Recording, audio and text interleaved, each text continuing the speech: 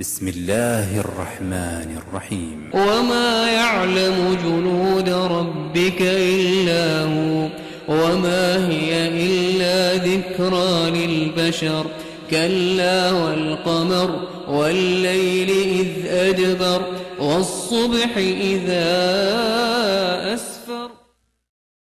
السلام عليكم ورحمة الله.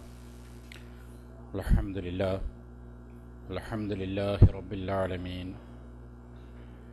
والصلاة والسلام على أشرف الأنبياء والمرسلين وعلى آله وصحبه أجمعين، أما بعد، فإن خير الكلام كلام الله، وخير الهدي هدي محمد صلى الله عليه وسلم، وشر الأمور محدثاتها وكل محدثة بدعة.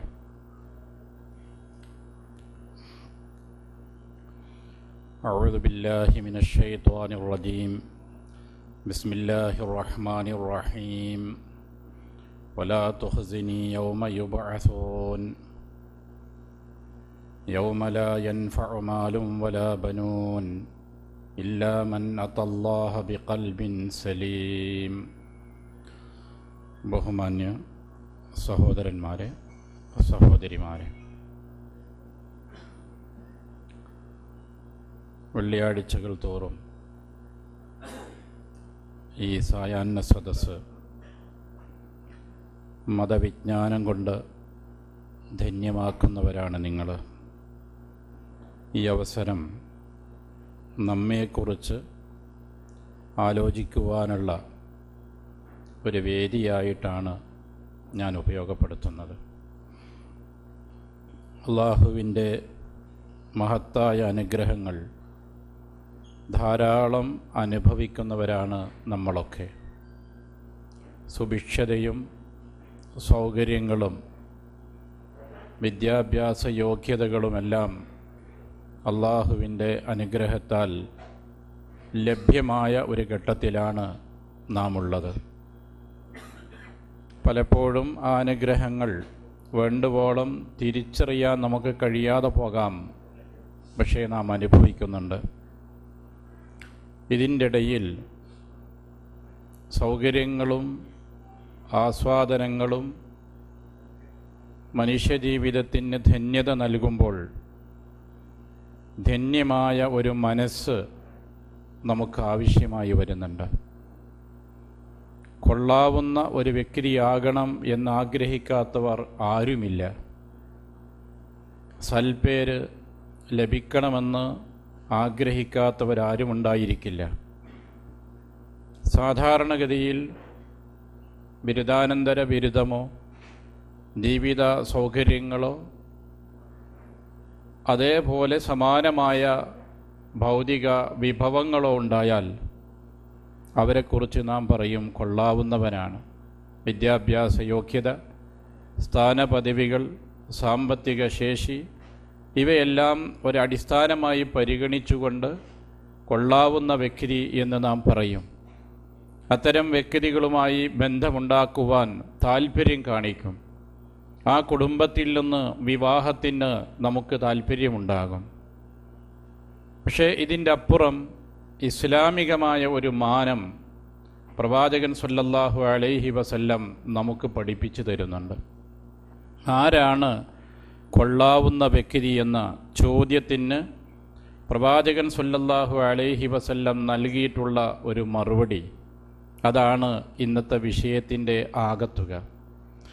അയ്യുന്നാസി അഫ്ളൽ.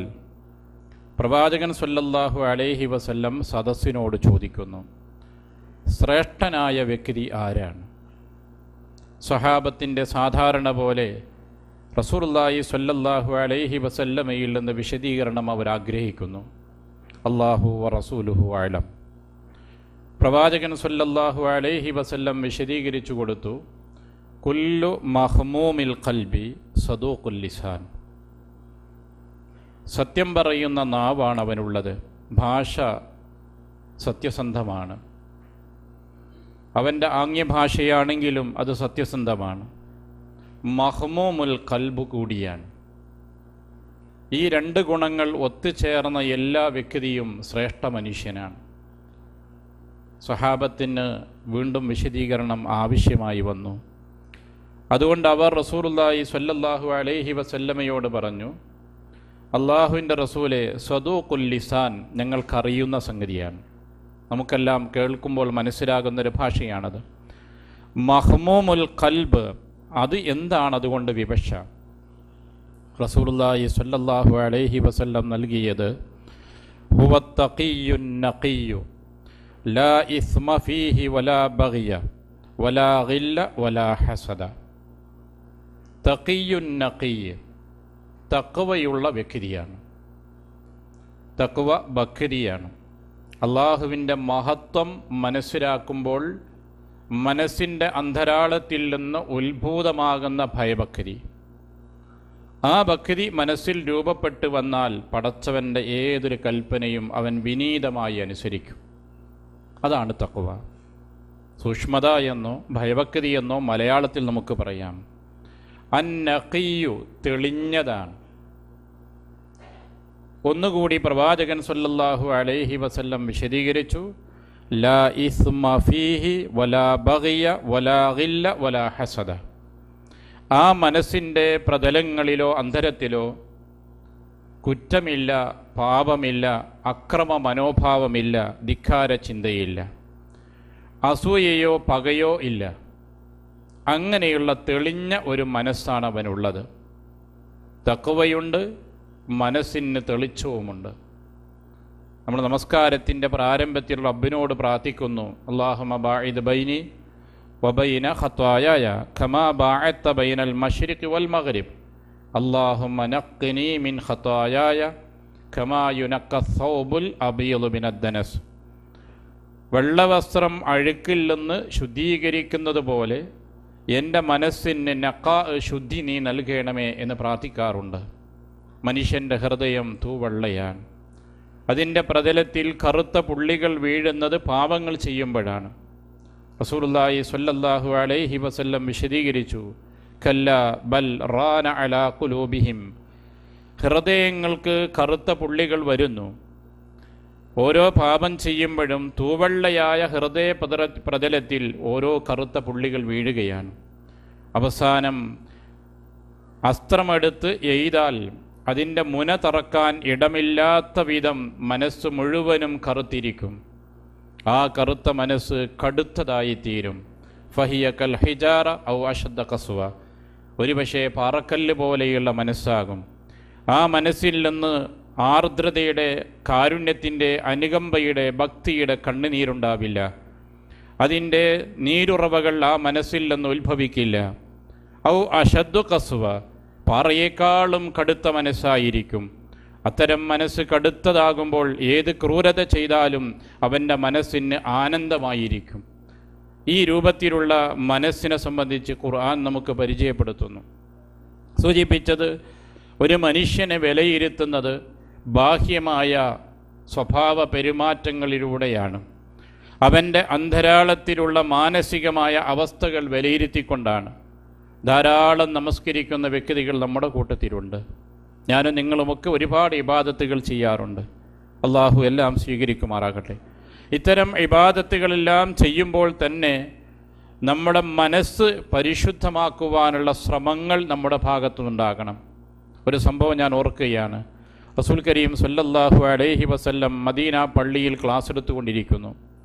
ഇമാം അഹ്മദ് ഉദ്ധരിച്ച ഹദീസാണ്. ആ ക്ലാസ് എടുക്കുന്ന സമയത്ത് പള്ളിയിലേക്കൊരു മനുഷ്യൻ കയറി വരുന്നുണ്ട്. റസൂലുള്ളാഹി സ്വല്ലല്ലാഹു അലൈഹി വസല്ലം പറഞ്ഞു, സയത്തലു അലൈക്കുമുല്ലാൻ റജുലുൻ മിൻ അഹ്ലിൽ ജന്ന. സ്വർഗത്തിന് അർഹത നേടിയിട്ടുള്ള ഒരു വ്യക്തി ഇപ്പോൾ നിങ്ങളുടെ അടുക്കിലേക്ക് പ്രത്യക്ഷപ്പെടും. ആഗതൻ ആരായിരിക്കുമെന്ന നിലക്ക് ആളുകൾ കാത്തിരുന്നു. മഹാനായ അബ്ദുല്ലാ റളിയല്ലാഹു അൻഹു പറയുന്നു, ഞാൻ തിരിഞ്ഞു നോക്കി, ആരായിരിക്കും ഈ മഹാമനുഷ്യൻ? ഒരു കർഷകൻ. ഒളൂ ചെയ്ത വെള്ളം താടിയിൽ നിന്ന് വലത് കൈകൊണ്ട് തുടച്ചു, ഇടത് കൈയിൽ ചെരുപ്പ് ഉയർത്തിപ്പിടിച്ച് പള്ളിയിലേക്ക് കയറി വരുന്നു. ആ വ്യക്തിയെയാണ് റസൂലുള്ളാഹി സ്വല്ലല്ലാഹു അലൈഹി വസല്ലം റജുലുൻ മിൻ അഹ്ലിൽ ജന്ന, സ്വർഗത്തിൻ്റെ അർഹനായ വ്യക്തി എന്ന് പറഞ്ഞിട്ടുള്ളത്. ആ വ്യക്തി സമൂഹത്തിൽ അറിയപ്പെടുന്ന ആളല്ല, നാട്ടിൽ പ്രസിദ്ധിയുള്ള വ്യക്തിയല്ല. ഒരു സാധാരണക്കാരനായി ജീവിക്കുന്ന ഒരു അൻസാരികളിൽപ്പെട്ട ഒരു കർഷകൻ മാത്രമാണ്. പ്രവാചകൻ സല്ലല്ലാഹു അലൈഹി വസല്ലം ഒരിക്കൽ പറഞ്ഞു, റുബ്ബ അശ്അസ അഗ്ബറ ദീ തംറൈൻ, എത്രയോ മുടി പാറിപ്പറന്ന് നടക്കുന്ന ചില മനുഷ്യന്മാർ, മാറ്റി ധരിക്കുവാൻ വസ്ത്രമില്ലാത്തതുകൊണ്ട് പൊടി പുരണ്ടിട്ടുണ്ട്. അങ്ങനെയുള്ള ആളുകൾക്കിടയിൽ യാതൊരു പ്രശസ്തിയും അംഗീകാരവും പേരുമില്ലാത്ത ചില മനുഷ്യന്മാർ. ലൗ അഖ്സമ അലല്ലാഹി ലഅബറഹു, പടച്ചവനെ ഒരു കാര്യം നീ സാധിപ്പിച്ചു തരണേ എന്ന് അള്ളാഹുവിനോട് സത്യം ചെയ്ത് പറഞ്ഞാൽ പടച്ചവൻ അത് സ്വീകരിക്കുക തന്നെ ചെയ്യും, അത് നടപ്പിലാക്കി കൊടുക്കുക തന്നെ ചെയ്യും. നമ്മൾ ചിന്തിക്കേണ്ട ചില സംഗതികളിൽപ്പെട്ട ഒന്നാണത്. പലപ്പോഴും നമ്മൾ ബഹുമാനപ്പെട്ടവരെന്ന് വിശേഷിപ്പിക്കപ്പെടുന്ന ആളുകളോട് ദുആ ചെയ്യിപ്പിക്കാറുണ്ട്. ചെയ്യിപ്പിക്കാൻ അനുവദിക്കപ്പെട്ടതാണ്, ആവശ്യമാണ്. അങ്ങനെയുള്ള പ്രാർത്ഥനകൾ നിർവഹിച്ചാൽ മഴ ലഭിക്കുമോ എന്ന കാര്യത്തിൽ ആശങ്ക തീരുന്നില്ല നമുക്ക്. ജലക്ഷാമമുണ്ടാകുമ്പോൾ നമ്മൾ പ്രാർത്ഥിക്കാറുണ്ട്, സമൂഹ പ്രാർത്ഥന നടത്താറുണ്ട്. അങ്ങനെ വലിയൊരു പ്രാർത്ഥന നടത്തിയിട്ടും മഴ ലഭിക്കാതെ വരുമ്പോൾ നമ്മുടെ മനസ്സിലൊരാശങ്കയുണ്ടല്ലോ. എന്നാൽ പ്രാർത്ഥനയ്ക്ക് ഉത്തരം കിട്ടുമെന്ന് പ്രവാചകൻ സല്ലല്ലാഹു അലൈഹി വസല്ലം പരിചയപ്പെടുത്തുന്ന ചില വ്യക്തികൾ ഇത്തരക്കാരാണ്. ജനം അവരറിയുന്നില്ല, ആളുകൾക്കിടയിൽ അവർ സ്ഥാനം ആഗ്രഹിക്കുന്നുമില്ല. അങ്ങനെയുള്ള ചില വ്യക്തികളുണ്ട്, പരമദരിദ്രർ, അപ്രശസ്തർ. അവരാണെങ്കിലോ റബ്ബിൻ്റെ അടുക്കൽ പ്രശസ്തരും അംഗീകാരവുമുള്ളവരാണ്. അതുകൊണ്ടാണ് മഹാനായ അബ്ദുല്ലാ റളിയല്ലാഹു അൻഹു ഈ കയറി വന്ന വ്യക്തിയുടെ പേര് പറയാതിരുന്നത്. പേരറിയപ്പെടുന്ന വ്യക്തിയല്ല, ഒരു സാധാരണക്കാരനാണ്. സാധാരണക്കാരനാണെന്ന് പരിചയപ്പെടുത്താനാണ് അദ്ദേഹത്തിൻ്റെ ആ വരവിൻ്റെ ചിത്രം കൃത്യമായും വരച്ച് കാണിച്ചത്. അബ്ദുല്ലാ റളിയല്ലാഹു അൻഹു അദ്ദേഹത്തോട് പറഞ്ഞു, ഞാൻ നിങ്ങളെ വീട്ടിലേക്ക് അതിഥിയായി വരട്ടെ എന്ന് ചോദിച്ചു.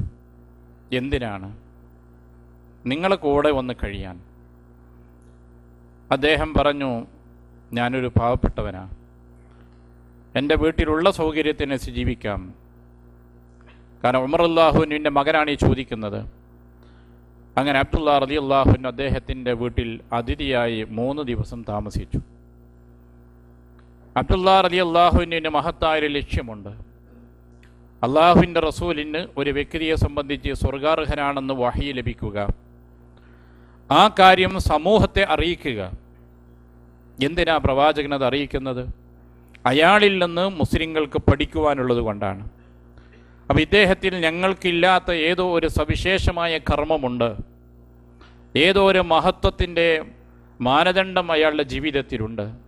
അതെന്താണെന്ന് കണ്ടെത്തണം. അതിനായിരുന്നു 3 ദിവസത്തെ താമസം. 3 ദിനവും ആ മനുഷ്യനെക്കുറിച്ച് പഠിച്ചു. 3-ാമത്തെ ദിനം അദ്ദേഹത്തോട് സംസാരിച്ചു. ഞാൻ എൻ്റെ പിതാവ് ഉമർ ബിൻ ഖത്താബുമായി അഭിപ്രായ വ്യത്യാസമുണ്ടായതുകൊണ്ടോ മറ്റോ അല്ല താങ്കളുടെ വീട്ടിലേക്ക് അതിഥിയായി വന്നത്. വരാൻ ഇങ്ങനെ ഒരു പ്രത്യേക പശ്ചാത്തലം ഉണ്ട്. അള്ളാഹുവിൻ്റെ പ്രവാചകൻ അങ്ങയെ സംബന്ധിച്ച് ഞങ്ങൾക്കിങ്ങനെ പരിചയപ്പെടുത്തിയപ്പോൾ അങ്ങയിൽ നിന്ന് ജീവിതത്തിലേക്ക് പകർത്തുവാൻ ഒരു മഹത്തായ കർമ്മം ജീവിതത്തിൽ എനിക്കുണ്ടാക്കാൻ കഴിയുമോ എന്ന് അന്വേഷിച്ച് വന്നതാണ്. ഞങ്ങളൊന്നും ചെയ്യാത്ത ഒരു പ്രത്യേക കർമ്മം താങ്കളുടെ ജീവിതത്തിൽ എനിക്ക് കാണാൻ സാധിച്ചിട്ടില്ല. അദ്ദേഹം പറഞ്ഞു, നീ കണ്ടതാണ് എൻ്റെ ജീവിതം. നിങ്ങളെക്കാൾ കൂടുതലായി നമസ്കാരമോ സുന്നത്ത് നോമ്പുകളോ അനുഷ്ഠിക്കുന്ന വ്യക്തിയല്ല. നിങ്ങളൊക്കെ ചെയ്യുന്ന പോലെ രാത്രി എഴുന്നേൽക്കുന്നു, ഖിയാമുൽ ലൈൽ നമസ്കരിക്കുന്നു, ചില ദിവസങ്ങളിലൊക്കെ സുന്നത്ത് നോമ്പുകൾ എടുക്കുകയും ചെയ്യുന്നു. നിങ്ങൾ ചെയ്യാത്ത എന്തെങ്കിലും ഒരു മഹത്തായ കർമ്മം ഞാൻ നിർവഹിക്കുന്നില്ല. പക്ഷേ ഞാൻ മനസ്സിലാക്കുന്നത് പടച്ചവൻ്റെ ഭാഗത്തുനിന്ന് അങ്ങനെ ഒരു മഹത്വം എന്നെ സംബന്ധിച്ച് പരാമർശിക്കപ്പെടാനുള്ള കാരണം ഗൈറ അന്നി ലാ അജിദു ഫീ നഫ്സി ലിഅഹദിൻ മിനൽ മുസ്ലിമീന ഗിശ വലാ അഹ്സുദു അഹദൻ അലാ ഖൈരിൻ അഅതാഹു അല്ലാഹു ഇയ്യാ. ഇക്കാലമത്രയും എൻ്റെ ജീവിതത്തിൽ ഒരു മനുഷ്യനോടും പകയുണ്ടായിട്ടില്ല. ആരോടെങ്കിലും അസൂയായിക്കൊണ്ട് ഒരു രാത്രി എൻ്റെ ജീവിതത്തിൽ കഴിഞ്ഞു പോയിട്ടില്ല. അള്ളാഹു ആർക്കെല്ലാം അനുഗ്രഹങ്ങൾ നൽകുന്നുവോ അതിൽ സന്തോഷിക്കുവാനാണ് എനിക്ക് കഴിഞ്ഞിട്ടുള്ളത്. അതിൻ്റെ പേരിൽ ഒരാളോടും ഒരു അസൂയ കാണിക്കേണ്ട ആവശ്യം വന്നിട്ടില്ല. ഇതായിരുന്നു എൻ്റെ കഴിഞ്ഞ കാലത്തുള്ള ജീവിതം. ഇത് കേട്ടപ്പോൾ മഹാനായ ഇബ്നു ഉമർ റളിയല്ലാഹു പറഞ്ഞു, ഹാദിഹില്ലത്തി ബലഗത് ബിക് വഹിയല്ലത്തി ലാ തുതാഖ്. ഇതാണ് ഈ ഉന്നതമായ സ്ഥാനത്തേക്ക് താങ്കളെ എത്തിച്ചിട്ടുള്ളത്. ധാരാളം ഇബാദത്തുകളുടെ വർധനവല്ല, അനേകം സദക്കകളും ദാനധർമ്മവും ചെയ്തതുകൊണ്ടല്ല, അതിനൊന്നും സാധിക്കാവുന്നൊരു സാഹചര്യത്തിലല്ല ആ മനുഷ്യനുള്ളത്. പക്ഷേ റബ്ബിൻ്റെ അടുക്കൽ അദ്ദേഹത്തിന് വലിയ സ്ഥാനമുണ്ട്. ആ സ്ഥാനം ലഭിക്കുവാൻ ഇബ്നു ഉമർ റളിയല്ലാഹു അൻഹു മനസ്സിലാക്കുന്നത് അദ്ദേഹത്തിൻ്റെ ഈ മനസ്സാണ്. തെളിഞ്ഞ തൂവെള്ളയായൊരു മനസ്സ്. ആ ഒരു മനസ്സ് നമുക്കുണ്ടാക്കിയെടുക്കാൻ കഴിയണം. പലപ്പോഴും നമ്മുടെ മുഖം സുന്ദരമാണ്, ഇനി മതിയാവാത്തത് കൊണ്ട് പലതരം ക്രീമുകളും മറ്റും തേച്ച് നാം സുന്ദരമാക്കാറുണ്ട്. വാർദ്ധക്യത്തിലെത്തിയ മനുഷ്യൻ്റെ മുഖത്തുള്ള വിവിധ വസ്തുക്കൾ അഴിച്ചു മാറ്റിയാൽ ഏതോ ഒരു പടുവൃദ്ധനാണെന്ന് തോന്നിപ്പോകും. അതാണ് ഇന്നത്തെ ലോകം. പ്ലാസ്റ്റിക് സർജറി ചെയ്തും മറ്റു ഉപകരണങ്ങൾ ഉപയോഗിച്ചുകൊണ്ടും ശരീരത്തിൻ്റെ ബാഹ്യഭാഗം മോടി പിടിപ്പിക്കാൻ പരമാവധി ശ്രമിക്കുന്നവരാണ് നമ്മളിൽ അധികം ആളുകളും. ആരും വയസ്സാകാൻ ആഗ്രഹിക്കുന്നില്ല.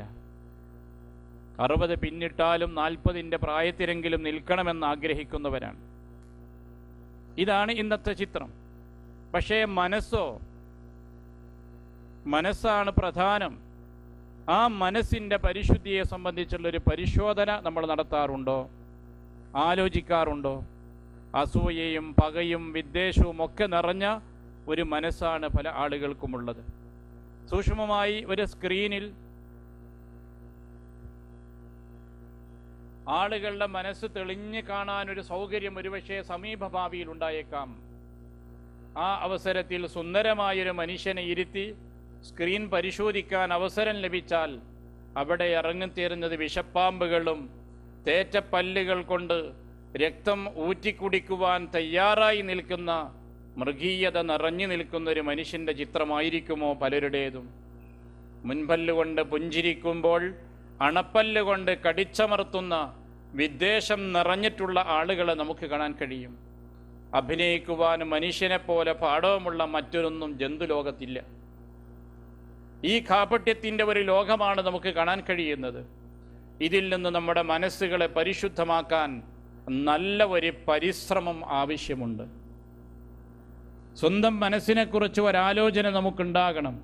ഒരു ദിനമെങ്കിലും ഒരാളോടും പകയില്ലാതെ കടന്നുറങ്ങാൻ നമുക്ക് കഴിയണം. ഒരാളെ വഞ്ചിക്കുമ്പോൾ നമുക്ക് സാമർഥ്യമാണ് എന്ന് വ്യാഖ്യാനിക്കാൻ സാധിക്കരുത്. വഞ്ചന ചെയ്തതിൻ്റെ മനസാക്ഷിക്കുത്ത് നമുക്ക് അനുഭവപ്പെടണം. പലപ്പോഴും വഞ്ചനയെ സാമർഥ്യമായി വ്യാഖ്യാനിക്കും. ഇന്നത്തെ സമൂഹം അങ്ങനെയാണ്. ഉപഭോഗ സംസ്കാരത്തിൻ്റെ സ്വാധീനം നമ്മുടെ സമൂഹത്തിൽ ശക്തമായി വന്നപ്പോൾ എല്ലാത്തിനും പുതിയ മാനങ്ങളും അർത്ഥതലങ്ങളും നൽകിക്കൊണ്ടാണ് അധാർമികതയെ ധാർമ്മികതയാക്കി മാറ്റുവാനുള്ള ശ്രമങ്ങൾ നടന്നുകൊണ്ടിരിക്കുന്നത്. അതുകൊണ്ട് തന്നെ നമ്മുടെ മനസ്സിൻ്റെ പരിശുദ്ധിയെ സംബന്ധിച്ച് കാലികമായി തന്നെ നമ്മൾ ചിന്തിക്കേണ്ടതുണ്ട്. അങ്ങനെ ഒരു പരിശുദ്ധമായ മനസ്സ് നമുക്ക് നേടിയെടുക്കാൻ കഴിയുമോ? റസൂലുള്ളാഹി സ്വല്ലല്ലാഹു അലൈഹി വസല്ലമയുടെ കാലത്തുള്ള അപ്രശസ്തനായ ഒരു കർഷകൻ്റെ മനസ്സാണ് പ്രവാചകൻ സ്വല്ലല്ലാഹു അലൈഹി വസല്ലമയുടെ ഈ പ്രശംസയ്ക്ക് വിധേയമായിട്ടുള്ളത്. എത്ര മഹത്തരമാണ് ആ മനുഷ്യൻ്റെ മനസ്സ്! ഒരുപക്ഷേ കൈ തഴമ്പ് നിറഞ്ഞതായിരിക്കും. ശരീരം പ്രഭാതം മുതൽ വൈകുന്നേരം വരെ കൃഷിയിൽ ജോലി ചെയ്യുന്ന വ്യക്തിയാണ്. അതുകൊണ്ട് അതിൻ്റേതായ ദേഹാധ്വാനമുണ്ട്. വെയിലേറ്റുകൊണ്ട് കറുത്തിരിക്കാം, പക്ഷെ മനസ്സ് തെളിഞ്ഞതാണ്. മനസ്സ് തെളിഞ്ഞതാണ്, തൂവെള്ളയാണ്. അതിൻ്റെ പ്രതലത്തിൽ എവിടെയും കാർമേഘങ്ങളില്ല. ഈ പരിശുദ്ധമായൊരു മനസ്സ് നേടിയെടുക്കാൻ നമുക്ക് സാധിക്കുമോ എന്നത് വളരെ വളരെ നമ്മൾ ആലോചിക്കേണ്ട ഒരു സംഗതിയാണ്. പ്രത്യേകിച്ച് മുസ്ലിങ്ങൾ എന്നുള്ള നിലക്ക് നമ്മൾ ചിന്തിക്കേണ്ട ഒരു വിഷയം കൂടിയാണ്. നമ്മുടെ മനസ്സ് അഹങ്കാരവും അസൂയയും പകയും വിദ്വേഷവും അങ്ങനെ നരിയും പുലിയും വിഷപ്പാമ്പുകളൊക്കെ നിറഞ്ഞ മനസ്സാണ്. എത്ര സുന്ദരമായ മുഖമുണ്ടായിട്ട് എന്താ കാര്യം? മറിച്ച് വികലാംഗനാണെങ്കിലും മുഖം വിരൂപമാണെങ്കിലും മനസ്സ് സുന്ദരമാണെങ്കിൽ അതാണ് മനോഹരമുള്ളത്, സൗന്ദര്യമുള്ളത്. ആ മനസ്സിൻ്റെ മനോഹാരിത നേടിയെടുക്കുവാൻ ആദ്യം നമ്മുടെ മനസ്സിൽ ഉണ്ടാകേണ്ടത് അള്ളാഹുവിനെക്കുറിച്ചുള്ള വ്യക്തമായ ധാരണയാണ്. അള്ളാഹുവും നമ്മളും സൃഷ്ടികളും തമ്മിലുള്ള അന്തരത്തെക്കുറിച്ച് വ്യക്തമായൊരു ബോധമുണ്ടാകണം. ആ ബോധം നമ്മുടെ മനസ്സിൽ ശക്തിപ്പെടുത്തുന്ന 3 കാര്യങ്ങളാണ് ഒരു മുസ്ലിം നിത്യേന പറയുന്നത്, ആവർത്തിക്കുന്നത്. ഒന്ന് അല്ലാഹു അക്ബറാണ്. സുബ്ഹാന റബ്ബിയൽ അലീം, സുബ്ഹാന റബ്ബിയൽ അഅല. അള്ളാഹുവും നമ്മളും തമ്മിലുള്ള അന്തരം ഒരു വിശ്വാസിയുടെ ജീവിതത്തിൽ കൃത്യമായും ബോധ്യപ്പെടുത്തുകയും പ്രാവർത്തികമാക്കുകയും ചെയ്യുന്ന 3 വാക്കുകളാണത്. അള്ളാഹുവാണ് ഏറ്റവും വലിയവൻ എന്ന് പറയുമ്പോൾ ഞാൻ എത്രയോ നിസ്സാരനാണ് എന്ന ബോധമുണ്ടാകണം. ദഈഫാണ് ഞാൻ എന്ന ബോധം ആ വ്യക്തിയുടെ മനസ്സിലുണ്ടാകണം. അള്ളാഹു അലീമാണ്, അവൻ്റെ മഹത്വം മനസ്സിലാക്കുമ്പോൾ ഈ വ്യക്തി അള്ളാഹുവിൻ്റെ മുമ്പിൽ വിനീതനായി തീരുകയാണ്. അള്ളാഹു അഅല ഏറ്റവും ഉന്നതനാണെന്ന് ബോധ്യപ്പെടുമ്പോൾ ആ വ്യക്തി അള്ളാഹുവിന് മുമ്പിൽ സാഷ്ടാംഗം ചെയ്യുകയാണ്. വളരെ കൃത്യമായും നമസ്കാരത്തിൻ്റെ ഓരോ ഘട്ടങ്ങളിലും അത് സംവിധാനിച്ചു. നമ്മളും പടച്ചവനും തമ്മിലുള്ള അന്തരം നമ്മൾ മനസ്സിലാക്കണം. അള്ളാഹുവിൻ്റെ സൃഷ്ടി വൈഭവം ആലോചിക്കുകയും ചിന്തിക്കുകയും ചെയ്യുന്ന വ്യക്തിക്ക് അള്ളാഹുവിൻ്റെ മഹത്വം ബോധ്യപ്പെടാതിരിക്കില്ല. ഖുർആൻ ആവർത്തിച്ച് നമ്മളോട് ചിന്തിക്കുവാൻ ആവശ്യപ്പെട്ട ഒരു മേഖലയാണത്. അള്ളാഹു ആകാശത്തെ സൃഷ്ടിച്ചു, മനുഷ്യനെ സൃഷ്ടിച്ചു. ആ സൃഷ്ടികളിലെല്ലാം ഒരുപാട് സന്ദേശങ്ങളും ദൃഷ്ടാന്തങ്ങളും മാനവർക്കുണ്ട് എന്ന് ഖുർആൻ ആവർത്തിച്ചു പറഞ്ഞു. നമ്മളോട് ആലോചിക്കുവാൻ വേണ്ടി പറഞ്ഞു. ഫർജിഇൽ ബസറ ഹൽ തറാ മിൻ ഫുതൂർ. വീണ്ടും നിന്റെ കണ്ണ് നീ ആകാശലോകത്തേക്ക് വിടുക, ആലോചിച്ചു നോക്കുക. നിന്റെ നേത്രങ്ങൾ തിരിച്ചു വരുന്നത് പടച്ചവൻ്റെ മുമ്പിൽ വിനീതമായിട്ടായിരിക്കും. ഹൽ തറാ മിൻ ഫുതൂർ. എവിടെയെങ്കിലും വല്ല വിള്ളലുകളും സ്ഖലിതങ്ങൾ നിനക്ക് കണ്ടെത്താൻ കഴിയുന്നുണ്ടോ? എത്ര പാരസ്പര്യത്തോടുകൂടിയാണ് ഈ സൃഷ്ടിയെ അള്ളാഹു സംവിധാനിച്ചിട്ടുള്ളത്. ഭൂമിയിലുള്ള ജീവികളിൽ ഏറ്റവും ശക്തരാണ് എന്ന് നാം വിശ്വസിക്കുന്നു നമ്മളെ സംബന്ധിച്ച്. പക്ഷെ ഭൂമിയെ സംബന്ധിച്ച് മനുഷ്യൻ വളരെ നിസ്സാരമാണ്. മനുഷ്യൻ്റെ ആയുസ് എത്ര കാലമാണ്? വളരെ കുറഞ്ഞ കാലമാണ് മനുഷ്യൻ ഈ ഭൂമിയിൽ ജീവിക്കുന്നത്. ആകാശലോകങ്ങളെക്കുറിച്ച് ആലോചിക്കുമ്പോൾ ഭൂമി അടയാളപ്പെടുത്താൻ പോലുമില്ലാത്ത ചെറിയൊരു ബിന്ദുവായിരിക്കും.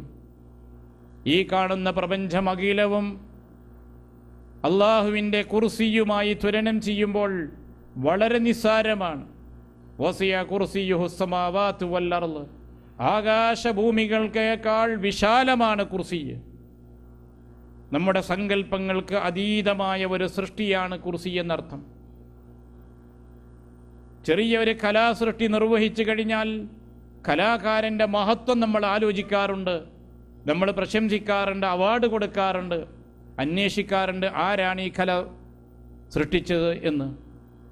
എന്നാൽ പടച്ചവൻ്റെ ഈ സംവിധാനങ്ങളെപ്പറ്റി ആലോചിക്കുമ്പോൾ ഈ പ്രപഞ്ചത്തെക്കാളും വലിയ ഒരു കുർസി അള്ളാഹുവിൻ്റേതുണ്ട് എന്ന് നാം പഠിക്കുമ്പോൾ അള്ളാഹുവിൻ്റെ സൃഷ്ടി വൈഭവം എന്തുമാത്രമാണ്. വസിഅ കുർസിയുഹു സ്സമാവാതു വൽ അർള്. അവസാനിച്ചോ ഇല്ല. റസൂലുള്ളാഹി സ്വല്ലല്ലാഹു അലൈഹി വസല്ലം അതിനേക്കാളും വലിയൊരു സൃഷ്ടിയെ നമുക്ക് പരിചയപ്പെടുത്തി. അതാണ് അർശ്. അതാണ് അർശ്. റസൂലുള്ളാഹി സ്വല്ലല്ലാഹു അലൈഹി വസല്ലം പറയുന്നു, പ്രപഞ്ചത്തേക്കാൾ വിശാലമായ കുർസി അള്ളാഹുവിൻ്റെ അർശിനെ അപേക്ഷിച്ച് നോക്കിയാൽ വിശാലമായ മരുഭൂമിയിൽ ഒരു ഇരുമ്പിൻ്റെ വട്ടക്കണ്ണിയുള്ളതുപോലെയാണ്. അപ്പോൾ എന്തുമാത്രം വലിപ്പമായിരിക്കും കുർസിയിനേക്കാൾ ഈ അർശിനുള്ള വലിപ്പം? നമ്മൾ ആലോചിച്ചു നോക്കുക. നമ്മുടെ ഭാവനയിൽ പോലും നമുക്ക് സങ്കല്പിക്കാൻ കഴിയാത്ത അത്രയും വലിയ ഒരു സൃഷ്ടിലോകമാണ് അർശ്. അതിൻ്റെയും ഉപരിയിലാണ് പടച്ചതമ്പുരാനുള്ളത്. സുബ്ഹാന റബ്ബിയൽ അഅല. അത്യുന്നതനാണ് അല്ലാഹു. അള്ളാഹുവിൻ്റെ മലക്കുകളെ സംബന്ധിച്ച് റസൂലുള്ളാഹി സ്വല്ലല്ലാഹു അലൈഹി വസല്ലം ഒരിക്കൽ പറഞ്ഞു, യാത്രയിൽ മലക്കുകളെ റസൂലുള്ള കണ്ടു, അർശിൻ്റെ വാഹകരായ മലക്കുകളെ. ആ മലക്കിൻ്റെ ചെവിയിൽ നിന്ന് ചുമരിലേക്ക് 7 നൂറ്റാണ്ട് യാത്ര ചെയ്യണമെന്നാണ്. ആ മലക്കിൻ്റെ വലിപ്പം എത്രയായിരിക്കും? ജിബ്രീൽ അലൈഹിസ്സലാമിനെ റസൂലുള്ളാഹി സ്വല്ലല്ലാഹു അലൈഹി വസല്ലം യഥാർത്ഥ രൂപത്തിൽ 2 തവണ കണ്ടു.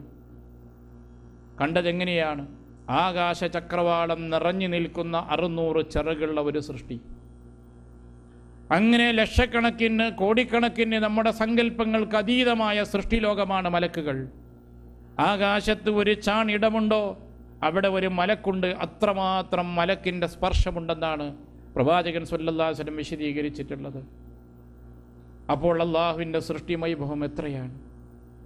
നമ്മൾ ഈ കാണുന്ന സൂര്യനോ നക്ഷത്രങ്ങളോ ഗോളങ്ങളോ അല്ല, അതിൻ്റെ അപ്പുറം നമ്മുടെ സങ്കല്പങ്ങൾക്ക് അതീതമായ സൃഷ്ടിലോകങ്ങൾ വേറെയുമുണ്ട്. ഇവയെല്ലാം സൃഷ്ടിച്ച മഹാനായ റബ്ബിൻ്റെ മഹത്വം ഒരു വ്യക്തി മനസ്സിലാക്കുമ്പോൾ ആ വ്യക്തി റബ്ബിൻ്റെ മുമ്പിൽ സാഷ്ടാംഗം ചെയ്യാതിരിക്കുമോ? അവൻ്റെ മുമ്പിൽ വിനീതനാകാതിരിക്കുമോ?